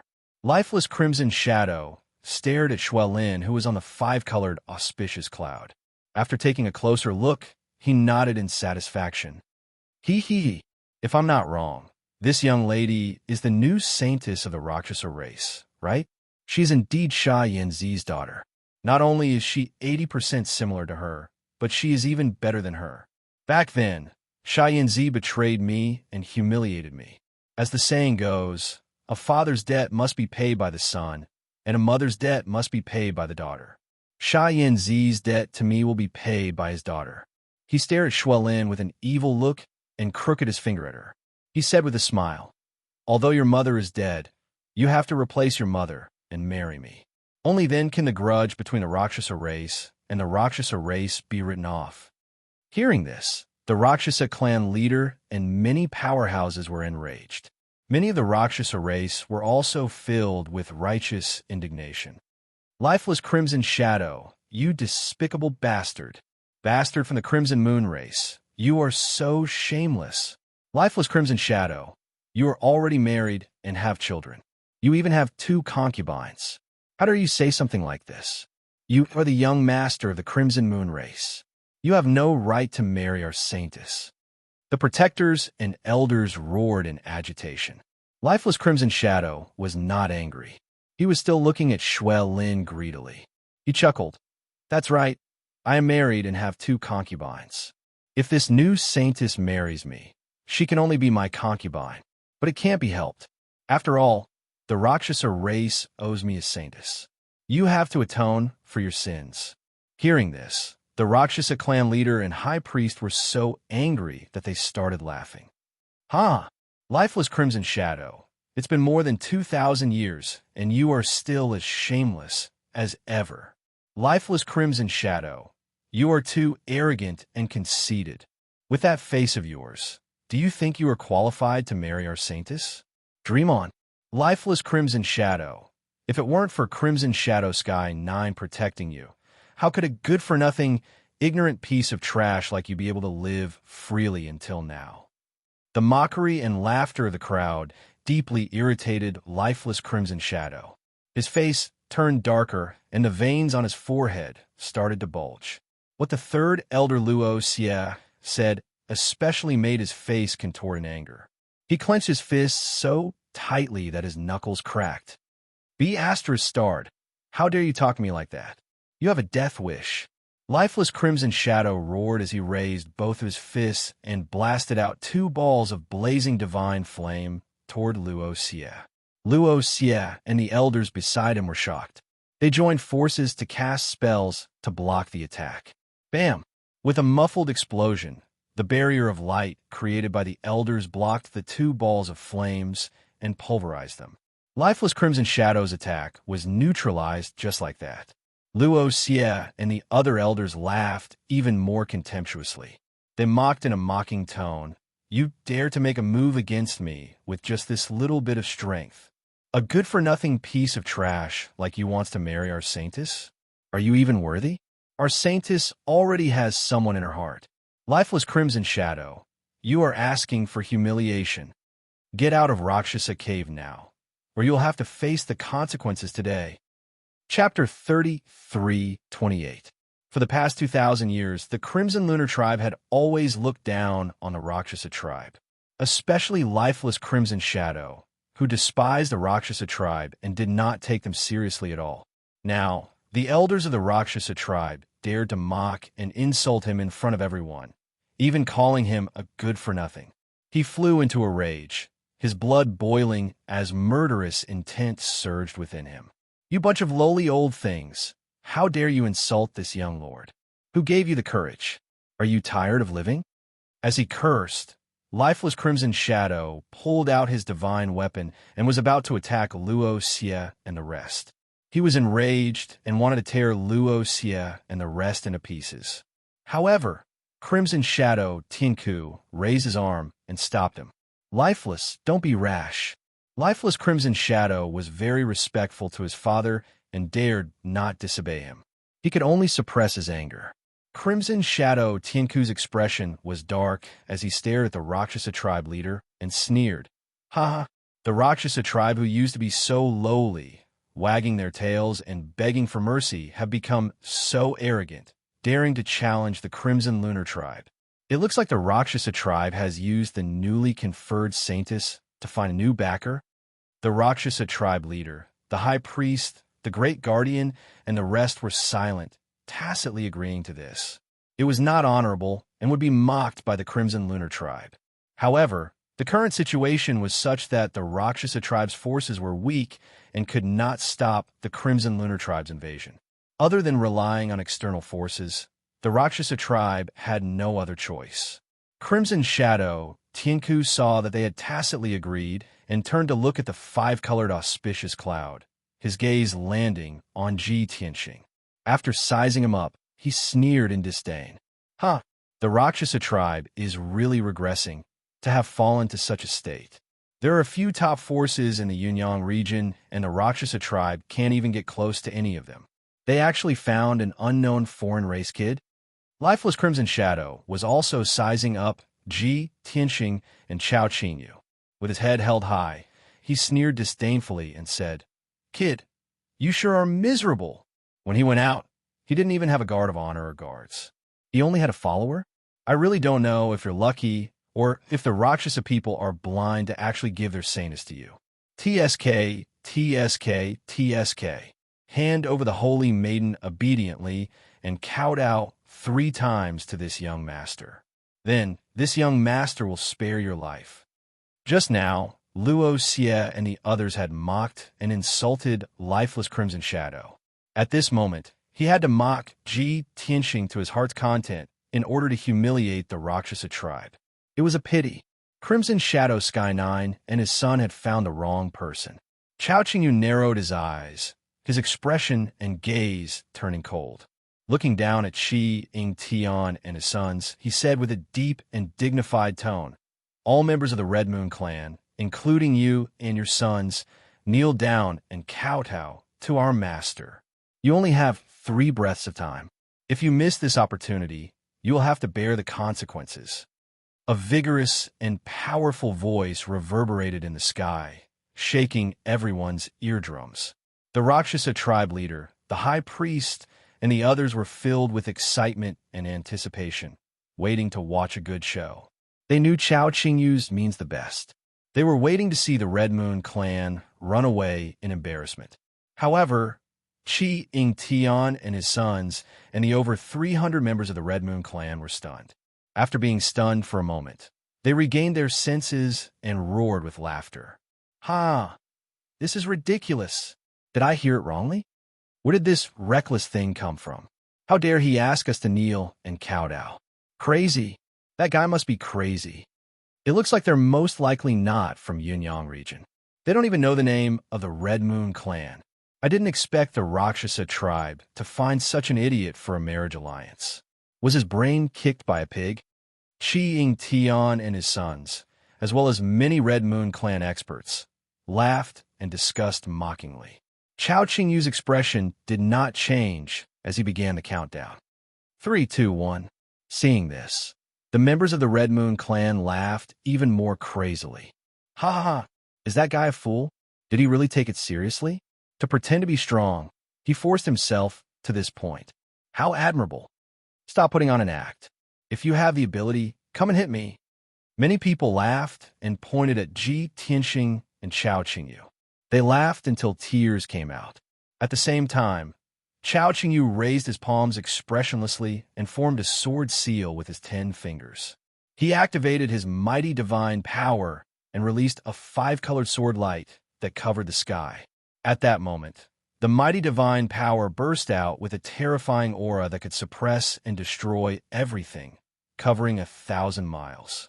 An extremely sacred and unstoppable invisible pressure that belonged to a divine king expert enveloped all the members of the Red Moon clan. Crimson Shadow Sky 9 and the other peak divine lords' faces suddenly changed as they widened their eyes in shock. The bodies of the 300 Red Moon Clan experts stiffened and their expressions froze. Their laughter stopped abruptly. Even a fool would know that the ordinary-looking man in the green robe had terrifying strength. Moreover, he was definitely not a divine lord. Could he be a divine king? Thinking about this, the 300-plus powerhouses were filled with shock. They were scared out of their wits. The same thought appeared in their minds at the same time. Run. That's right. Facing a real divine king expert, they had no thoughts of resisting and could only run. However, more than 2,000 enormous five-colored sword beams poured down like a torrential downpour, sealing off the entire area. It was too late for the Red Moon Clan experts to run away. Swoosh, swoosh, swoosh. Bang, bang, bang, bang. Rumble, rumble, rumble. In the next moment, the sword rain poured down and drowned the figures of the Red Moon Clan members.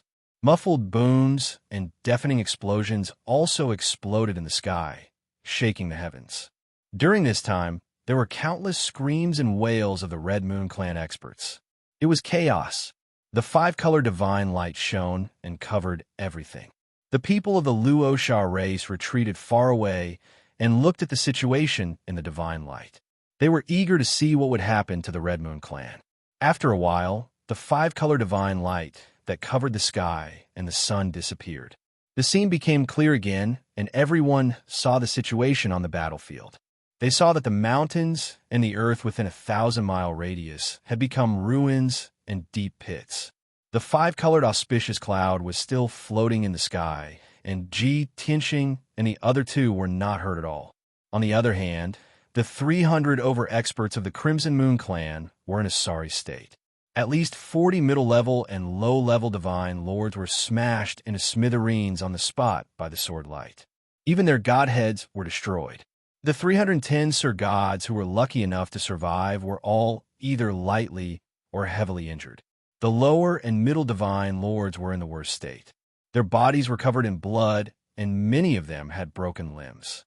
Only Qi Ying Tian and his sons and a few peak divine lords were injured the lightest, but they were also in a terrible state. Chapter 33:29. Cough, cough.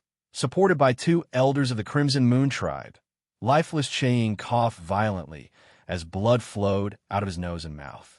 His hair was disheveled, his face covered in blood, and there were large bloody holes on his chest and back. His injuries were horrifying. Father, that guy's too terrifying. We are no match for him. Run. Lifeless Qing was almost scared out of his wits. His voice trembled as he shouted anxiously. Crimson Shadow Sky 9 and the Crimson Moon clansmen were filled with shock and fear. They still hadn't recovered from the shock. Everyone had no time to heal their injuries as they forced themselves to endure their injuries. They held onto their swords and sabers as they faced the five-colored auspicious clouds in a defensive posture. Shut up. Stop being so noisy. Crimson Shadow Sky 9 could not help but shout angrily when he saw lifeless Qiying being so disgraceful. The other party's strength was beyond his expectations. However, he still had the backbone and dignity of Powerhouse. He was unwilling to be humiliated in front of the Rakshasa tribe. He looked at Chao Qingyu solemnly and said angrily, "So you are a divine king, Realm Powerhouse. No wonder you are so arrogant. However, don't forget that this is the Yunyang region, not your territory. Although the Crimson Moon tribe is no match for you, we are not afraid of you. This seat will remember this debt." Crimson Shadow Sky 9 then looked at the Rakshasa tribe leader and sneered, "Well done. You have found a divine king from another region to be your backer. No wonder you are so arrogant. However, you will not be happy for long. Let's wait and see." After saying these words, Crimson Shadow Sky 9 was about to leave the Rakshasa cave with the Crimson Moon tribe. The Rakshasa tribe leader and the high priest rarely saw Crimson Shadow Sky 9 being humiliated. Now, seeing the Crimson Moon tribe in such a miserable state, Crimson Shadow Sky 9 was inexplicably angry and humiliated. The people of the Rakshasa clan were excited and laughed heartily. Even the Rakshasa tribe leader's attitude, changed a little. He was also more certain that Chao Qingyu had only used 30% of his strength when he attacked them. Otherwise, the Rakshasa tribe would have ended up worse than the Crimson Moon tribe. Seeing the Crimson Moon tribe run away, the storm was about to end.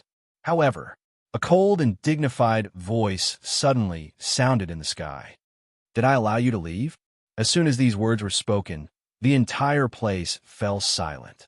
Countless people raised their heads and looked at the colorful clouds in the sky. Their eyes were focused on Ji Tianxing. Crimson Shadow Sky 9 frowned and asked with a gloomy expression, "What do you want to do?" Ji Tianxing looked down at him indifferently and said in an indifferent tone, "No one has ever come out unscathed after humiliating me. Both of you, father and son, leave behind a pair of arms each. Then kneel down and kowtow to apologize before you can leave." As soon as these words were spoken, the Red Moon clansmen widened their eyes in shock.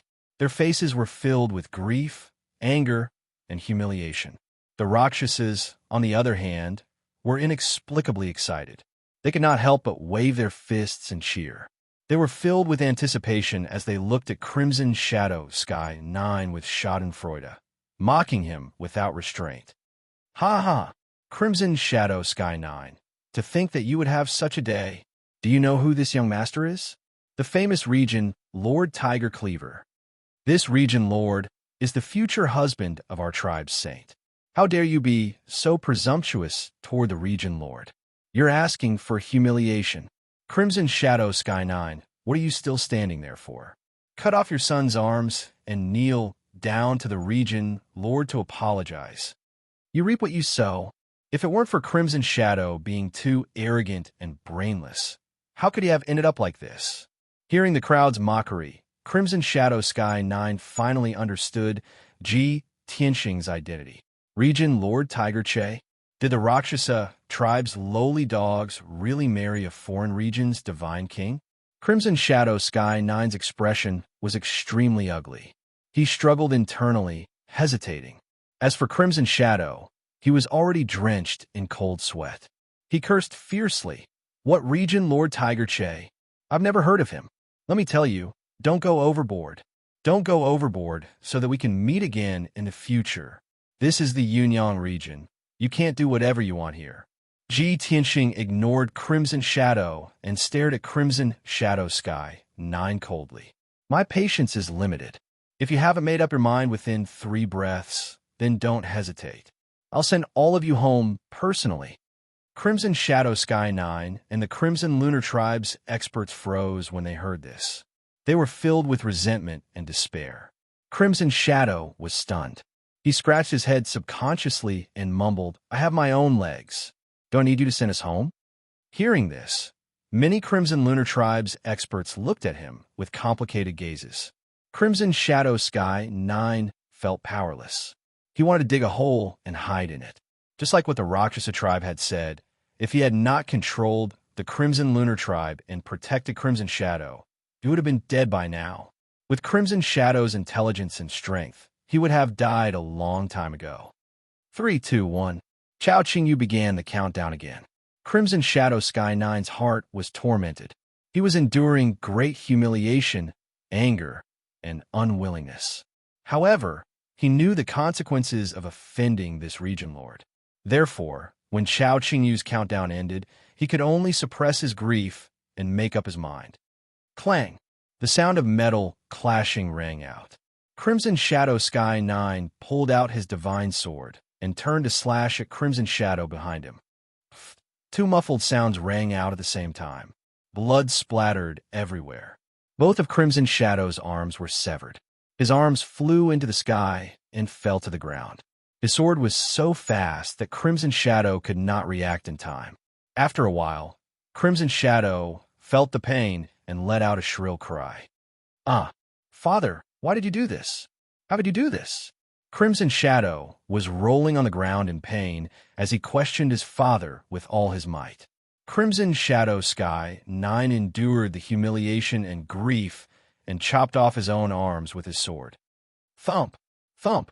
With 2 muffled sounds, his arms fell into the ruins. The divine sword automatically returned to its scabbard and hid in Crimson Shadow Sky Nine's body. He slowly knelt down and kowtowed 3 times to the 5-colored auspicious cloud. Then he said in a low and trembling voice, "I failed to recognize Mount Tai and offended the Region Lord. I'm willing to accept my punishment." Crimson Shadow was still wailing. He was also scolded by him. In order to survive, Crimson Shadow endured the pain and humiliation and knelt down to apologize.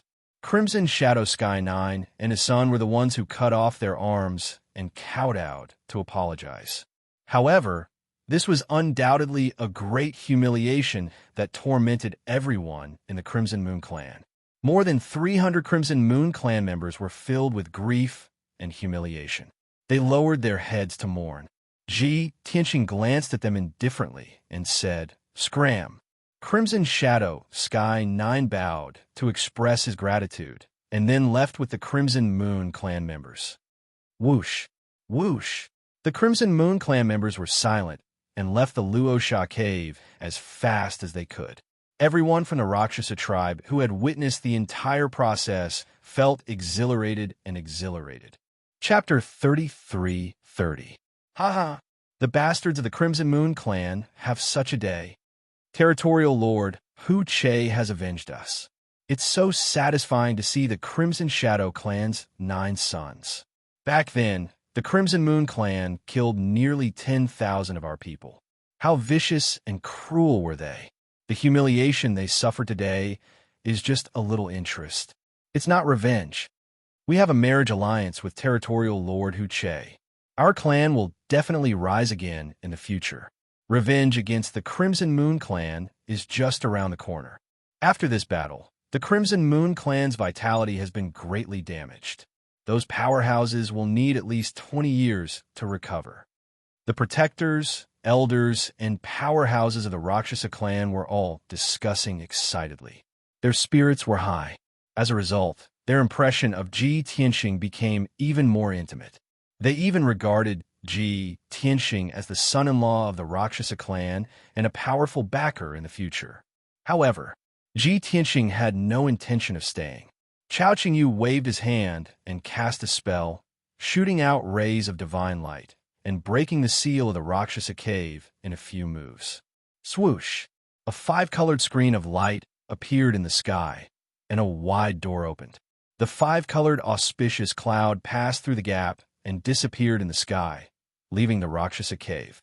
The Rakshasa clan leader, the high priest, the great protector, and the others were stunned for a moment and then hurriedly chased out. Territorial Lord, wait. After flying out of the Rakshasa cave, everyone flew into the sky and chased after the 5-colored auspicious cloud. The 5-colored auspicious cloud stopped. Ji Tianxing, Chao Qingyu, and Lin Shui all turned to look at everyone. "What's the matter?" Chao Qingyu asked with a displeased expression. The Rakshasa clan leader and the others came closer and hurriedly bowed and explained, "Territorial Lord, please don't misunderstand. You helped us out just now and taught those bastards of the Crimson Moon Clan a lesson. You've helped us so much. We haven't even had the chance to thank you." "Okay, got it." Chao Qingyu nodded indifferently and was about to control the 5-colored auspicious cloud to leave. The Rakshasa clan leader and the others hurriedly bowed and thanked him. At this time, Lin Shui suddenly said to Ji Tianxing and Chao Qingyu telepathically, "Are we leaving just like that? What about Third Elder Luo Xie? Are we going to let him go just like that? My parents' corpses have been ground to dust by him. I can't let this go." Only then did Ji Tianxing remember that he had indeed neglected this matter. Meng has already paid the appropriate price, and the main culprit, Luo Xie, is still alive. It's Luo Xie. It Luos. Chao Qingyu said. Chao Qingyu thought for a moment and reminded him, "Young master, these guys are deeply grateful to us. If you directly kill Luo Xie, wouldn't it be a little? Ji Tianxing revealed a playful smile and said, "I naturally won't kill Luo Xie in front of them.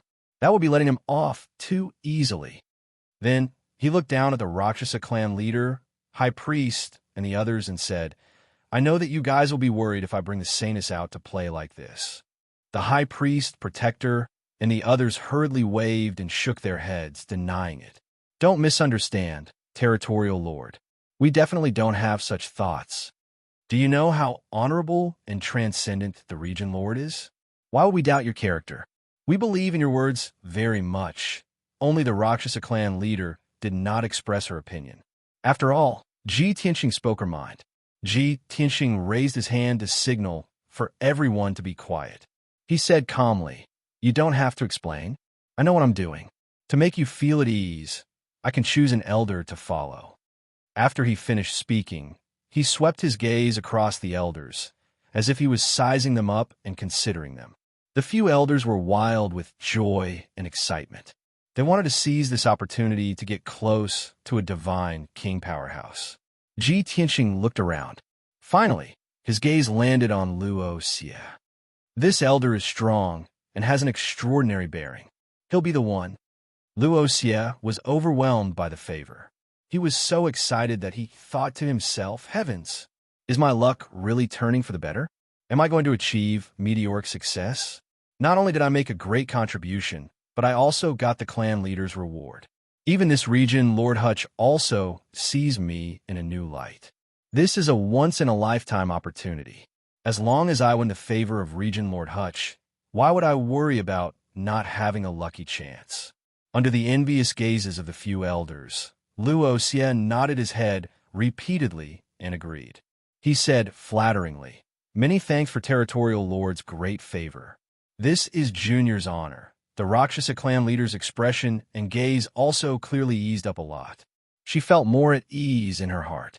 Following that, Luo Xie flew towards the five-colored auspicious cloud under everyone's gaze. Landing on the five-colored auspicious cloud, he hurriedly bowed to Ji Tianxing and said carefully, "My lord, with your identity and status, how can you not have a solemn and dignified guard of honor when you go out for a trip? Furthermore, for you and Holy Maiden to have fun, you still need a group of guards and attendants. This way, it'll be more convenient." Luo Xie's meaning was very clear. He wanted to bring more people to follow Ji Tianxing. The Rakshasa clan leader slightly nodded with a touch of relief in his eyes.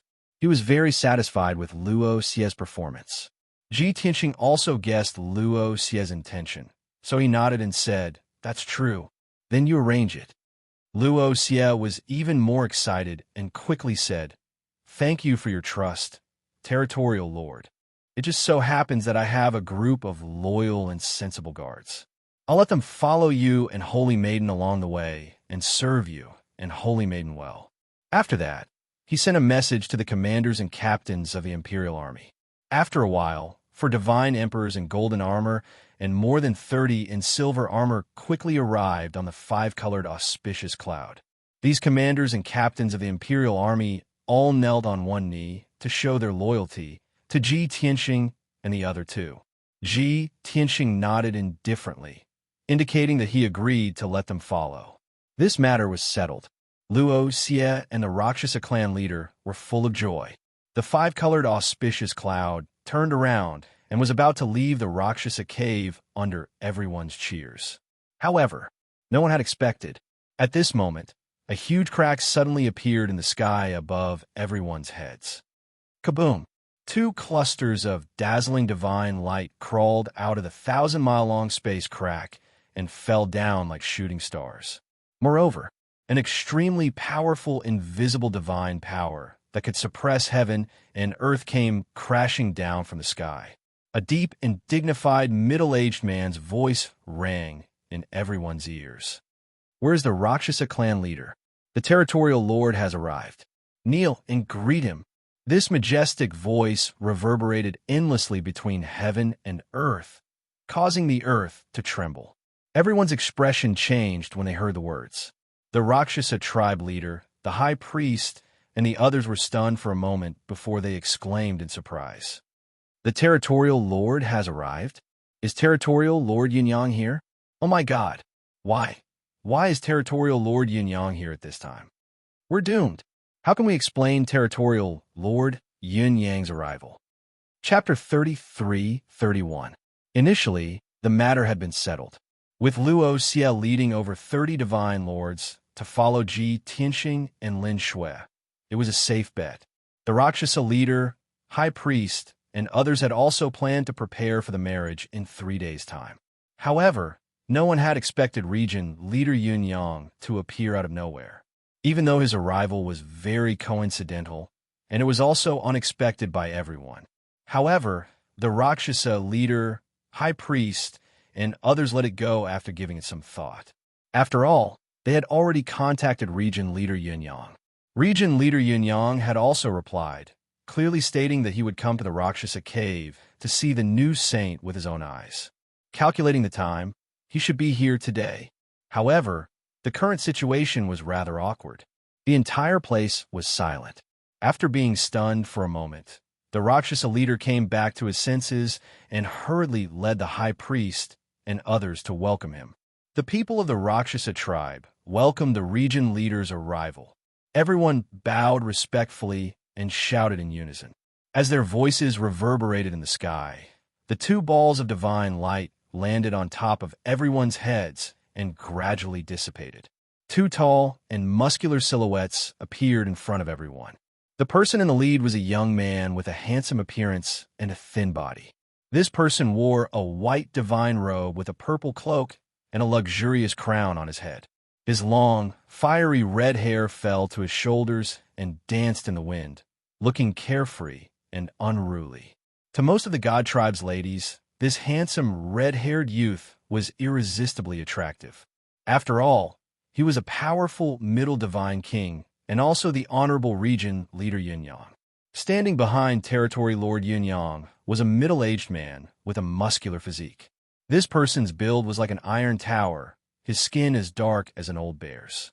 His face was resolute and dignified, his eyes as large as bronze bells, emitting an aura of authority. Although he was also an honorable divine king expert, he was a middle divine king. However, he was a lower deity king, the guard and assistant of region Lord Yun Yang. His status was basically on par with Chao Qingyu. However, the situation was slightly different. After all, Ji Tianxing, the region leader Tiger Che, was a fake.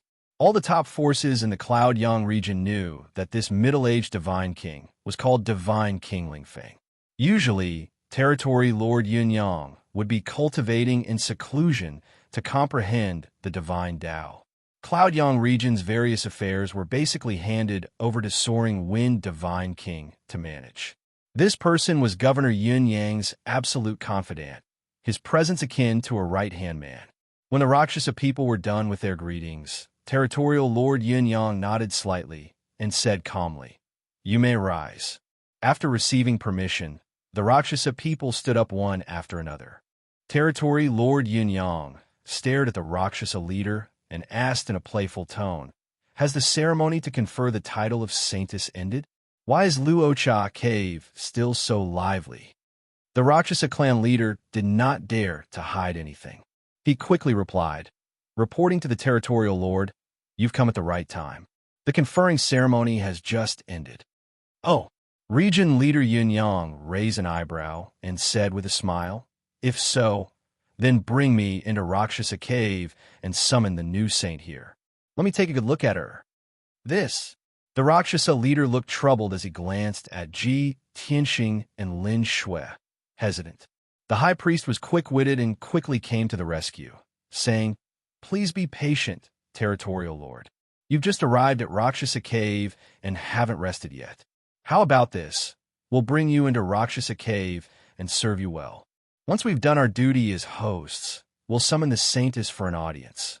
Before the high priest could finish, Soaring Wind Divine King, who was behind Yun Yang, frowned and hollered sternly, "How dare you? How precious is the territorial lord's time? I've asked you to summon the saintess for an audience. What are you waiting for? How can you bear the responsibility if you delay the territorial lord's official business?" As he spoke, Soaring Wind Divine King released an invisible divine aura that enveloped the Rakshasa leader and the rest. The group was suppressed by the invisible divine aura, their bodies trembling as fear filled them. Of course, while they were fearful, they were also enraged and humiliated. They had long known that territorial Lord Yun Yang was very arrogant and did not take the Rakshasa tribe seriously. However, they had not expected soaring wind divine king to be so arrogant and overbearing, humiliating the Rakshasa tribe without restraint. In comparison, territorial Lord Hutch seemed to be gentler. Seeing the Rakshasa leader and the rest remaining silent, territorial Lord Yunyang frowned and asked coldly, "What? Are you trying to stall for time with this king? Don't forget, it was you who came to me, begging me to take the saintess as my concubine. Now that I've come personally, you're trying to stall for time in a secretive manner? Has this king not fought for too long that you've all forgotten what fear is?" Territorial Lord Yunyang's attitude was even more aggressive and frightening than soaring wind divine king's. Everyone knew that the Rakshasa tribe would be doomed once he attacked in a rage. The high priest, guardian, and the rest were worried and could not help looking at Ji Tianxing and Lin Shui. The Rakshasa leader finally made his decision after a moment of hesitation. He bowed to territorial Lord Yunyang and laid his cards on the table. "Lord Territorial Lord, it's not that we want to stall for time, it's just that the new saintess, Lin Shui, is not in the Rakshasa cave. She's on the rainbow auspicious cloud beside you." Just now, when the saintess coronation ceremony ended, Lord Hutch barged into the Rakshasa cave and said that he fell in love with the saintess at first sight and wanted to marry her. Before the Rakshasa leader could finish, territorial Lord Yunyang and soaring wind divine king's expressions changed. Both of them turned to look at the rainbow auspicious cloud at the same time, their gazes landing on Ji Tianxing and Lin Shui. "This is the Rakshasa tribe's newly crowned saintess?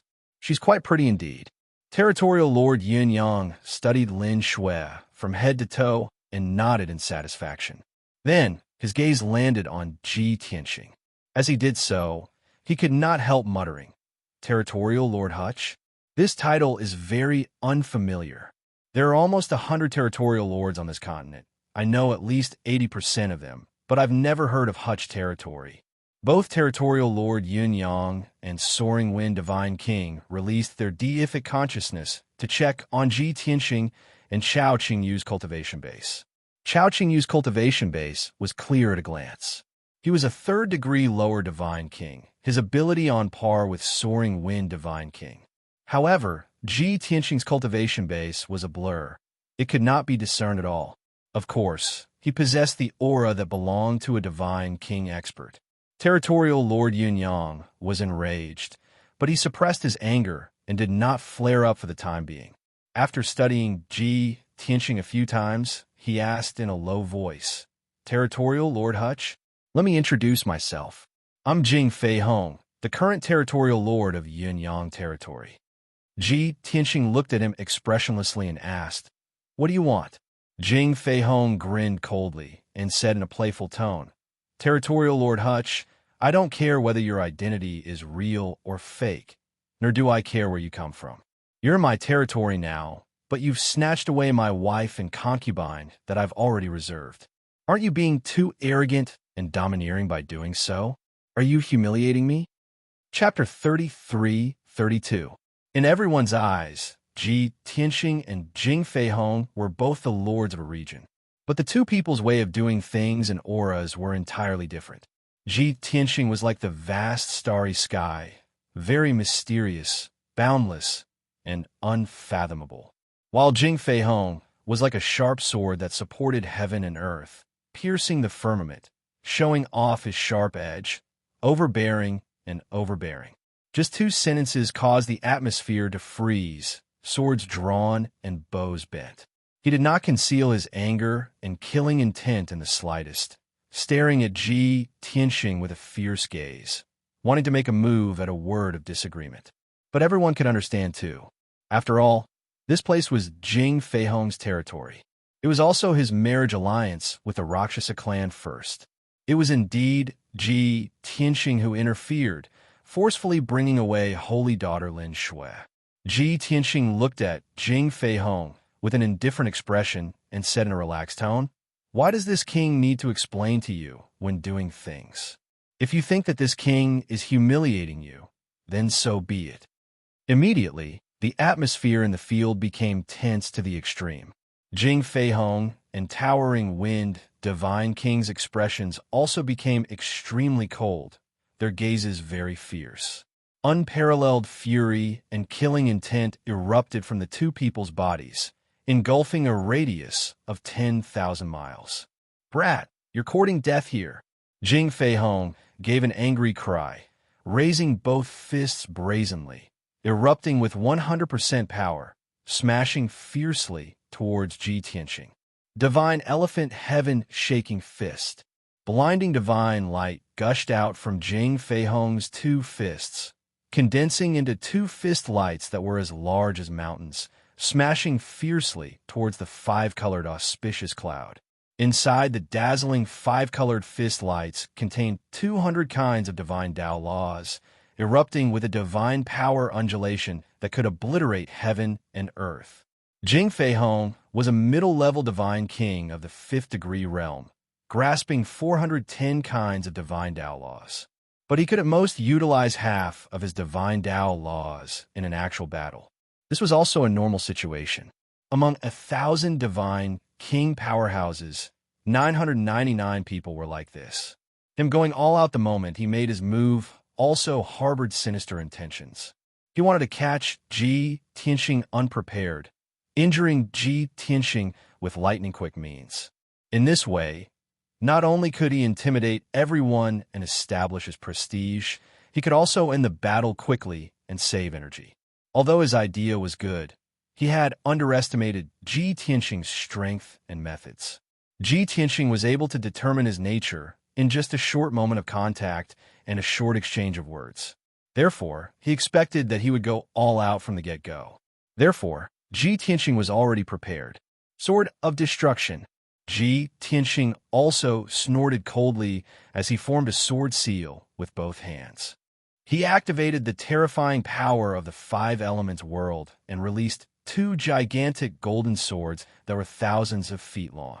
He'd also exerted his full strength, utilized his trump card, and utilized 220 types of divine Tao laws. Boom! Following an earth-shattering explosion, a loud noise erupted. Two dazzling golden swords slashed at the two fist shadows with a loud bang. Suddenly, the giant golden sword shattered into billions of pieces, and the five-colored fist radiance also shattered into endless divine light. Hundreds of divine Tao laws of different attributes collided fiercely in the sky, canceling each other out and exploding. The destructive shockwave carried billions of divine light fragments and swept in all directions, affecting a radius of nearly 10,000 miles. Ji Tianxing and Jing Fei Hong both blocked the terrifying shockwave. High Wind Divine King, Chao Qingyu, Lin Shui, and the others were all unharmed. However, the Rakshasa people were in a miserable state. The first to bear the brunt was naturally Luo Xie and more than 30 commanders and captains of the Forbidden Army. Ji Tianxing wanted to kill them, so why would he help them block the shockwave?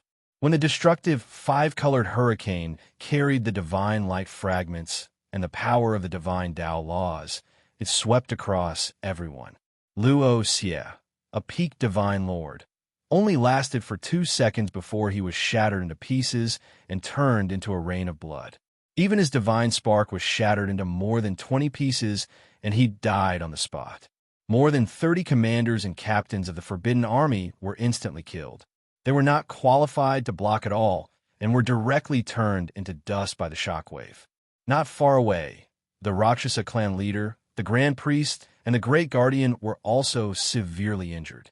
When Jing Fei Hong attacked, they knew something was wrong and retreated as fast as they could. However, they were only 1,000 miles away when the terrifying shockwave engulfed them. Bam! Bam! Bam! Poof! Arg! With a series of muffled sounds, the Rakshasa clan leader and the others were sent flying. The clan leader, the Grand Priest, the Great Guardian, and the two peak divine lords were severely injured. Their limbs were broken and blood spurted out of their orifices. As for the elders and deacons, they were blasted into pieces on the spot and blood rained down. The clan leader, the Grand Priest, the Great Guardian, and the others who were lucky enough to survive didn't have time to be angry and cursed. They looked around and saw that everything within 10,000 miles had turned into ruins. The mountains, forests, and lakes had all disappeared. Only then did everyone see how terrifying the battle between divine kings at the territorial lord level was. Damn it! Everyone, hide back in Rakshasa Cave. We mustn't be affected again. Those two cruel and cold-blooded bastards don't care about our lives at all. Stop complaining. The battle between divine king experts isn't something we can participate in. We don't even have the right to watch. The clan leader, the grand priest, and the others exclaimed in disgust. They hurriedly activated the Rakshasa Cave's formation and hid back inside. On the ruined battlefield, only Ji Tianxing, Chao Qingyu, Lin Shui, Jing Feihong, and divine King Lingfeng were left. The five of them were divided into two groups and stood 1,000 miles apart in the sky, facing each other with murderous intent. Jing Feihong glared at Ji Tianxing and sneered coldly. Ha! You can actually block this king's fatal blow. You're quite capable indeed. Now, this king believes that you're definitely qualified to be a territorial lord. No wonder you're so arrogant, daring to snatch this king's chosen wife and concubine. Ji Tianxing frowned and said contemptuously, Yunyang region's lord, the so-called peerless genius that only appears once every 10,000 years, is nothing more than this. You're not worthy of Lin Shui with this little ability of yours. Ha ha! Jing Feihong laughed from extreme anger.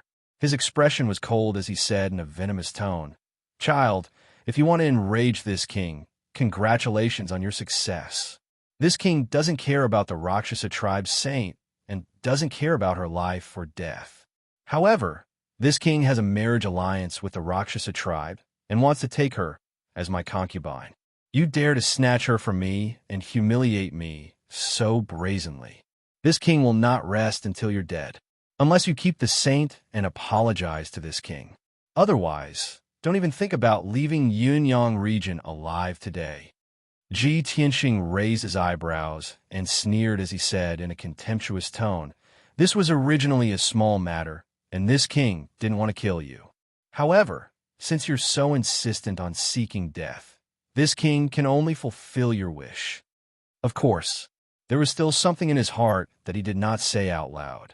This is my first battle after recovering the realm of Divine King, and it's against an intermediate Divine King. I'll use this fellow as a whetstone. I'll test my true combat power and see how far it has come. I'll also see how much of the 3,000 Dao I mastered back then I can perform now. Chapter 33. Ha! What shameless boasting. Jing Feihong glared at Ji Tianxing and laughed contemptuously. You dare to open a dye house just because I gave you some face? You think too highly of yourself. Ji Tianxing couldn't be bothered to bicker with him. He took out the sword of burial of heaven and shouted coldly, Cut the crap and die. As soon as he finished speaking, Ji Tianxing swung the Heaven Barrier sword and unleashed an overwhelming five-colored sword radiance toward Jing Feihong. The sharp sword energy tore through the sky and space and locked onto Jing Feihong's aura. He had nowhere to run. However, he didn't panic. He quickly took out a king-gray divine saber and slashed it with overbearing might. Heaven-splitting saber, kaboom! Amidst a deafening explosion, the 1,000-meter-long saber light shattered the sword light that filled the sky. Then, the saber light collapsed and exploded. However, the power of the two was too violent. While the divine saber and the sword of burial of heaven collided with each other and exploded with a deafening sound. Clang! The sound of metal clashing spread for thousands of miles. It pierced through metal and cracked stone. Cracks appeared in the sky. Ji Tianxing was sent flying backward on the spot, falling into the sky 100 miles away. The Heaven Barrier, sword in his hand, was also trembling incessantly, letting out a series of low wails. Obviously, the sword of burial of heaven and the king-grade divine saber clashed and suffered a great loss, although the blade didn't seem to be damaged. However, if they collided a few more times, the sword of burial of heaven would most likely crack and break. After all, it was only a king-grade divine weapon and not a king-grade divine weapon. There was a fundamental difference between the two. Ha ha, what a joke. Jing Feihong held the divine saber and looked at Ji Tianxing, who was sent flying hundreds of miles away. He looked up to the sky and laughed. The region Lord Tiger, Che, doesn't even have a king-grade divine artifact, and he's still using a monarch-grade divine sword? You, the domain lord, are really poor to the extreme. How pitiful. When the two of them clashed just now, in terms of the power of their divine abilities and their own combat strength, they were evenly matched. However, when the two divine weapons clashed, it was obvious who was superior. Ji Tianxing suffered a great loss. This made Ji Tianxing full of resentment, but there was nothing he could do. He had just broken through to the divine king realm, so he didn't have time to forge the sword of burial of heaven. What's more, he still lacked several refining materials to upgrade the burial of heaven to the king grade. Right now, there was no way to make up for this shortcoming. Ji Tianxing could only execute an even more powerful divine ability and erupt with even more strength. Only then would he have a chance to defeat Jing Feihong. Chao Qingyu was filled with worry and anxiety when he saw this. Other than his natal divine artifact, he had a few king-grade divine artifacts. He originally wanted to take out a king-grade divine sword and lend it to Ji Tianxing to use. But powerful enemies were lying in wait.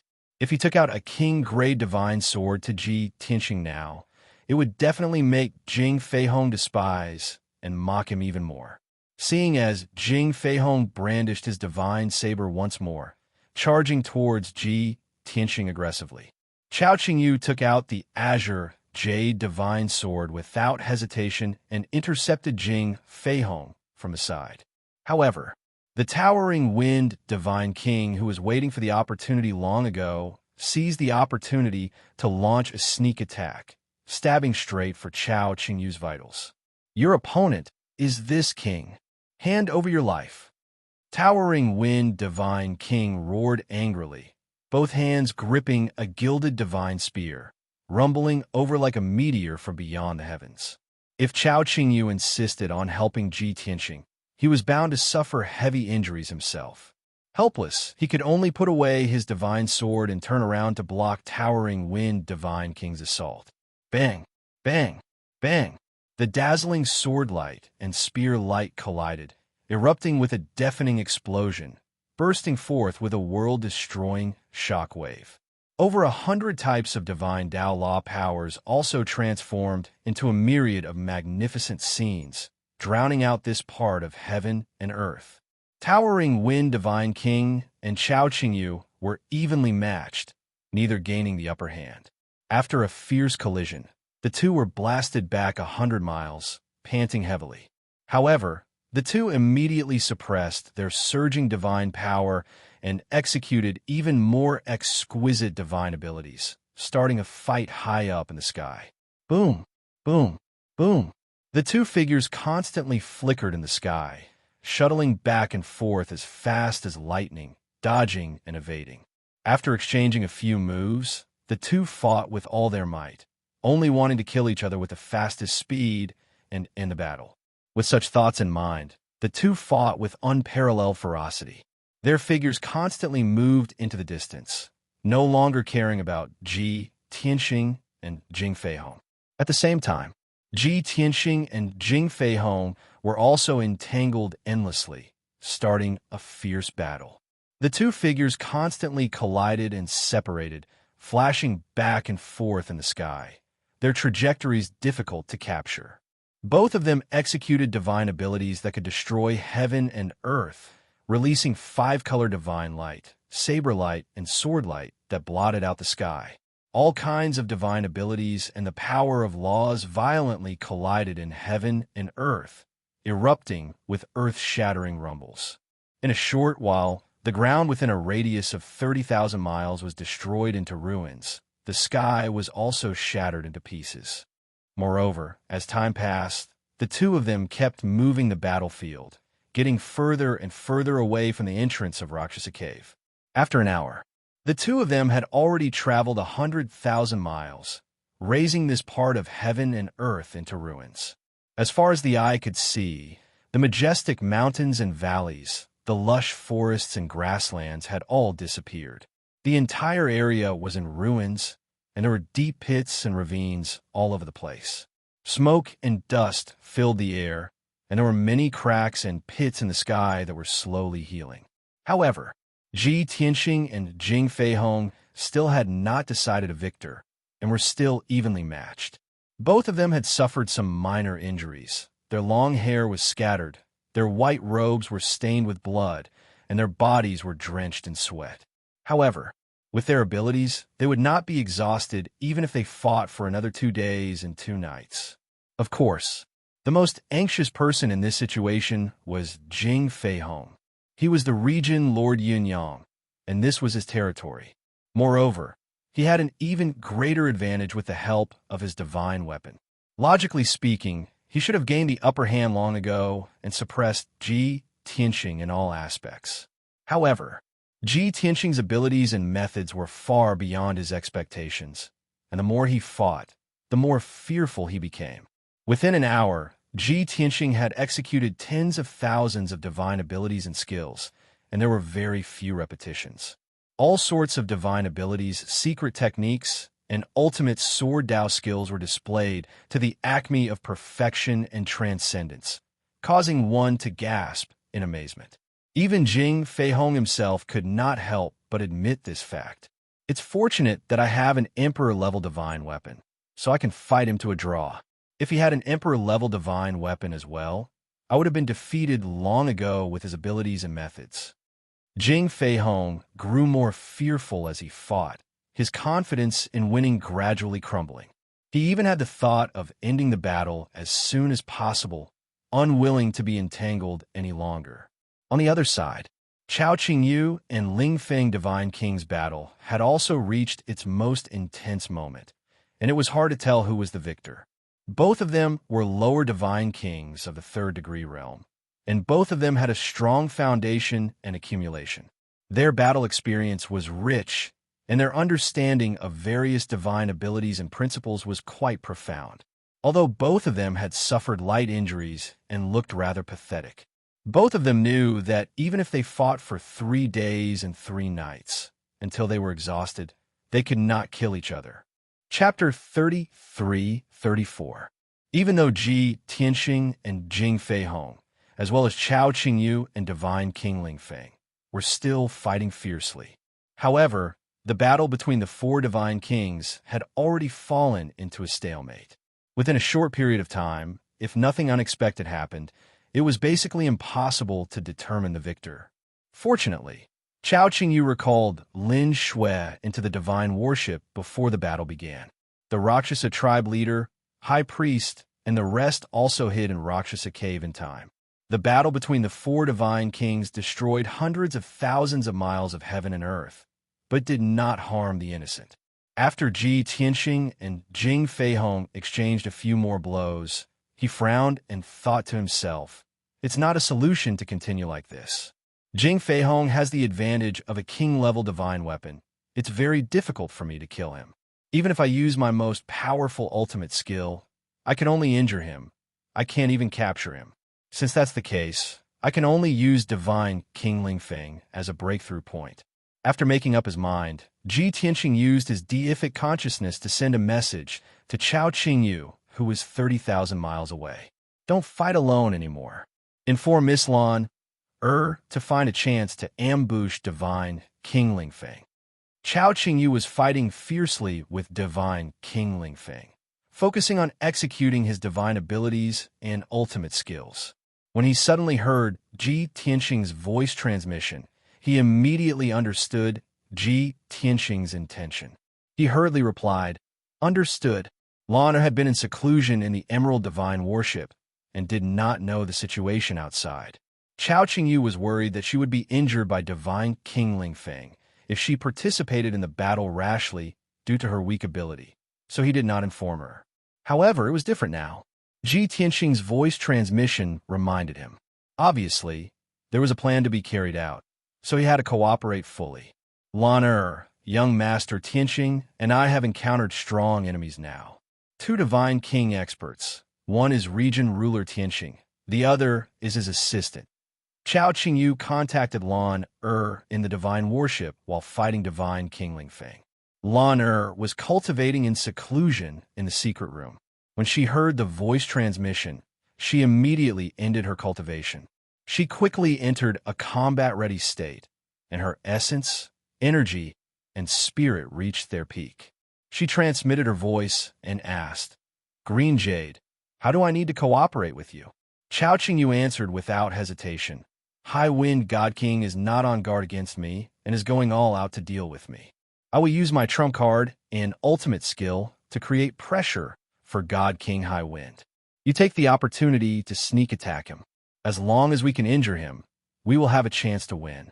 Lan understood what he meant and hurriedly agreed via voice transmission. Hence, after Chao Qingyu exchanged a few moves with divine King High Wind, he suddenly used his trump card. Furious blood clears sky. Chao Qingyu roared angrily. His entire body was burning with bloody flames, and his divine power was boiling. His strength exploded to the extreme, and his battle prowess reached 120%. Moreover, he held the azure, jade, divine sword with both hands.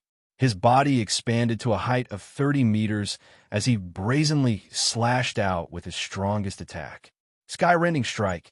Following his furious roar, the azure jade divine sword burst forth with boundless divine light, condensing into a resplendent giant sword that was 3 kilometers long. The giant sword locked on a god King High Wind's aura. It contained over 80 types of divine Tao laws and released a power that could destroy everything as it slashed at God King High Wind. The sky shattered, and a ravine that was 50 kilometers long opened up. Before the giant sword arrived, God King High Wind felt as if his entire body was pricked by needles. His face was distorted, and his eyes became incomparably grave. "Damn it! Are you crazy, you bastard? Such a move will harm you even if you kill 1,000 enemies. Do you want to perish together with me?" God King High Wind glared as he roared with murderous intent. Of course, he knew that he could not dodge this sword and could only use his strongest strength to block it. Once he blocked this sword, Chao Qingyu's strength would be greatly depleted, and he would have a chance to counterattack. Myriad technique, divine seal. At the critical moment, God King High Wind also erupted with all his strength. He did not hesitate to consume 500 years of his lifespan to push his cultivation to the limit. He formed a divine seal with both hands and rapidly condensed tens of thousands of Dharma seals, forming a 5-colored barrier around him.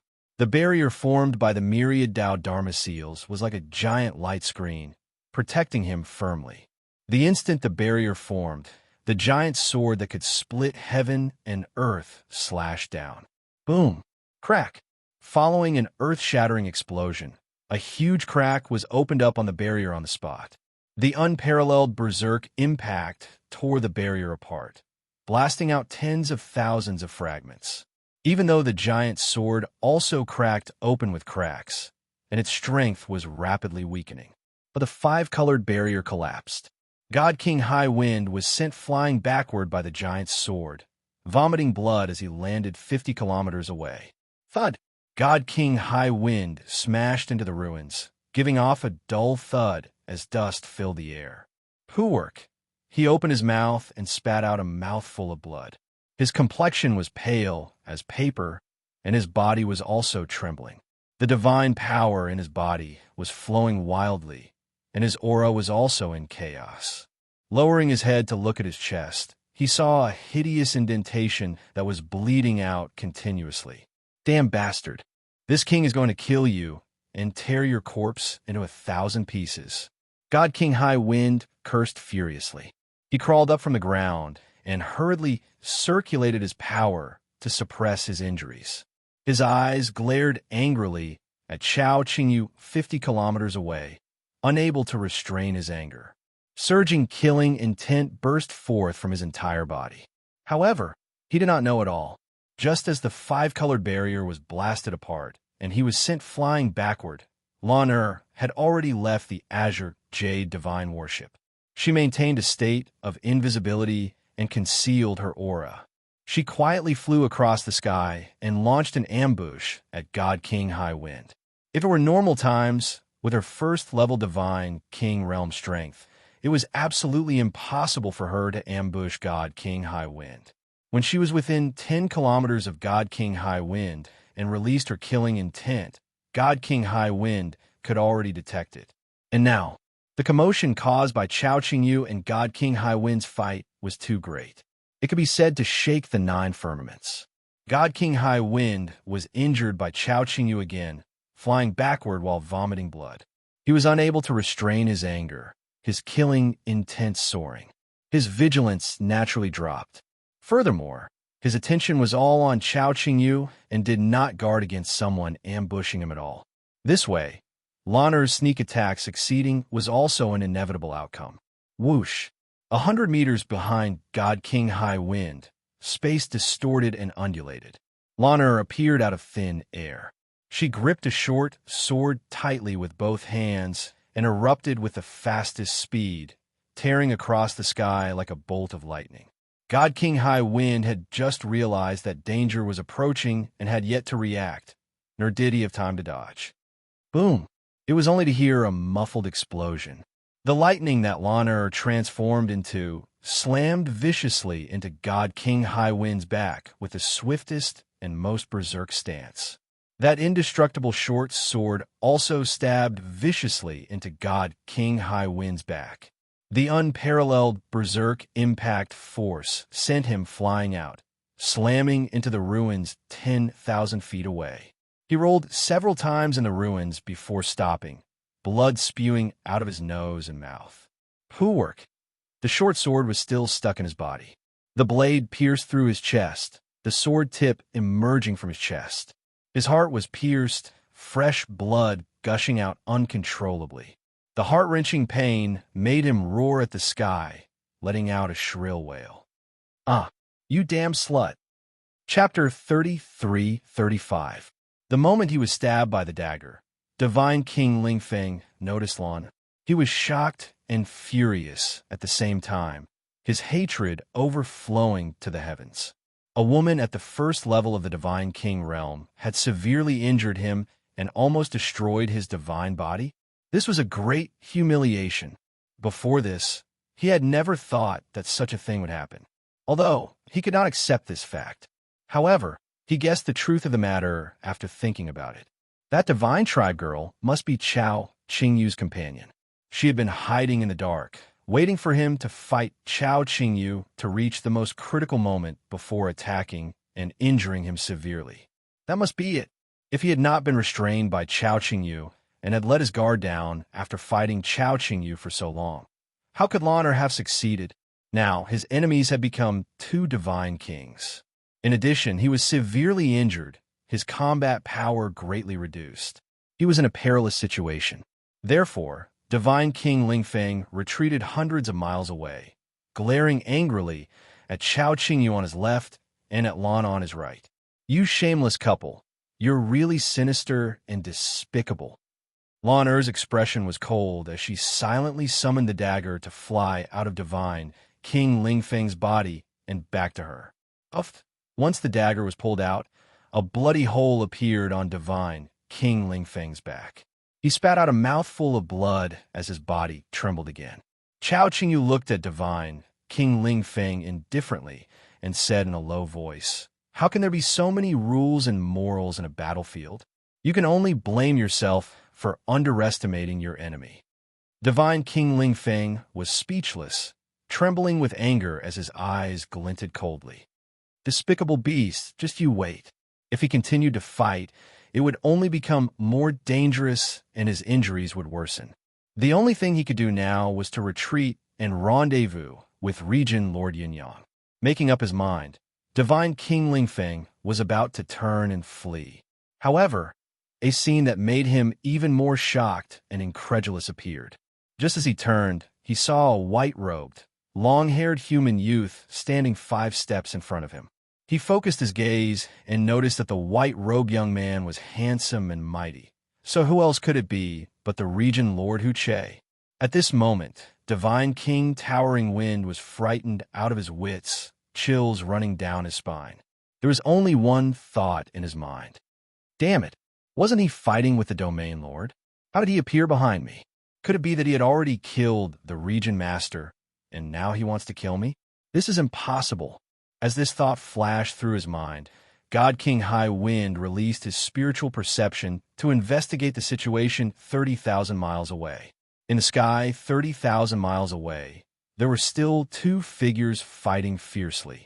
One of the silhouettes was exceptionally familiar, his attacks ferocious. It was Yin-Yang Region Lord Jing Feihong. As for the other white figure, it was a human youth who had been retreating and dodging. That was also Domain Lord Tiger Che. From the looks of it, Region Lord Tiger Cleave was no match for Jing Feihong. He was being beaten back again and again, and it was difficult for him to resist. Such a bizarre situation left Divine King Towering Wind stupefied on the spot. How could this be? Why were there two Region Lord Hutch? Who can tell me what's going on? Divine King Towering Wind's thoughts were instantly thrown into disarray. And at this time, Domain Lord Tiger Che, who was 5 steps away, had long raised the sword of burial of heaven, stabbing over seemingly slowly but actually swiftly. Sword of daytime. An icy cold, low cry also emitted from his mouth. The sword of burial of heaven that was pitch black like ink burst forth with boundless, resplendent golden light, condensing into a pinprick the size of a needle, instantly piercing into Divine King Towering Wind's forehead. Swish! Following a soft sound, that pinprick of golden light that was condensed to the extreme pierced through Divine King Towering Wind's defense, piercing deeply into his head. In the next instant, that resplendent golden light suddenly erupted, like a golden mushroom cloud, exploding in the sky. Boom! An earth-shaking loud explosion erupted, reverberating throughout the universe. An apocalyptic shock wave spread out in all directions. However, under Ji Tianxing's precise control, the mushroom cloud only affected a radius of 100 miles and no longer spread outwards. The result was without a doubt. Chao Qingyu and Lan Er were both unaffected, while Divine King Towering Wind's body exploded into smithereens on the spot, turning to ashes. Amidst the golden light that blotted out the sky and covered the sun, only 20 over pieces of colorful crystal fragments drifted down in a voluminous array. Ji Tianxing waved his hand and fired out several rays of golden light again, collecting all of the fragments into his bag. Looked like crystal fragments, but in reality, they were Divine King Towering Wind's divine spark fragments. On each piece of fragment, there were at least over a dozen law divine marks inscribed. An exalted third-degree realm divine King expert turned to ashes just like this, falling on the spot. Chao Qingyu and Lan Er witnessed it with their own eyes, both revealing looks of horror and disbelief. That's the pinnacle of divine Tao, a divine king that all deities look up to. He felt just like this? How could he die so easily? Sir Tianxing just broke through to Divine King realm and annihilated Divine King Towering Wind so effortlessly? That was a third-degree realm lower Divine King. Furthermore, his strength foundation was very vigorous, not the slightest bit weaker than me. Just what kind of freak is Sir? How can he be terrifying to such an extent? Lan Er and Chao Qingyu's minds flashed past these thoughts at the same time. They were extremely horrified. Although before Ji Tianxing made his move, Divine King Towering Wind was already severely injured. But to a Divine King expert, heart injury and a substantial drop in strength would not have too big of an impact. A Divine King expert's recovery ability, the tenacity of life, was unbelievably powerful. But these are all useless in front of Ji Tianxing. Divine King Towering Wind still could not block one move from him. Horrifying. Monstrous. At the same time, the great battle 30,000 miles away also came to an abrupt end. That white-robed youth who looked exactly like Ji Tianxing retreated several hundred miles consecutively. After evading 50 over moves, he was finally cleaved into 2 halves by Jing Feihong's saber. Bang! Following a dull explosion, The white-robed youth exploded on the spot, splattering out hundreds of fragments. However, the fragments all over the sky all transformed into colorful divine lights, dissipating in the sky. No fresh blood splattered out, and there was also no miserable shriek. Jing Fei Hong was immediately stunned, holding the divine saber in a daze on the spot. Only all the way until the fragments all over the sky disappeared did he recover to his senses. Swoosh! He suddenly turned his head and released his divine sense to envelop Ji Tianxing, Chao Qingyu, and Lan Er, three people. After seeing the three people's location and situation clearly, he suddenly thought of something and immediately came to a realization. This king understands. It's a clone. This is his clone. That's right. Jing Fei Hong guessed correctly. The white-robed youth who was fighting with him earlier, constantly retreating and dodging, was not Ji Tianxing's true body. It was his clone. This was the trump card ultimate skill that he executed for the first time after recovering to the Divine King realm, Absolute Shadow Clone. As early as many years ago, he could already execute the 10-directional Absolute Shadow's divine ability. This was a pinnacle assassination art. But at that time, he could only manifest a few phantoms to numb the enemy. Only after recovering to the Divine King realm could he unleash the true power of the 10-directional absolute shadows, either turning into 100 phantoms or splitting out a few clones. The appearance and aura of the clones were no different from the main body at all. Even a middle-ranked Divine King, like Jing Fei Hong, could not differentiate the real from the fake in a hurry too. Wonderful Book House.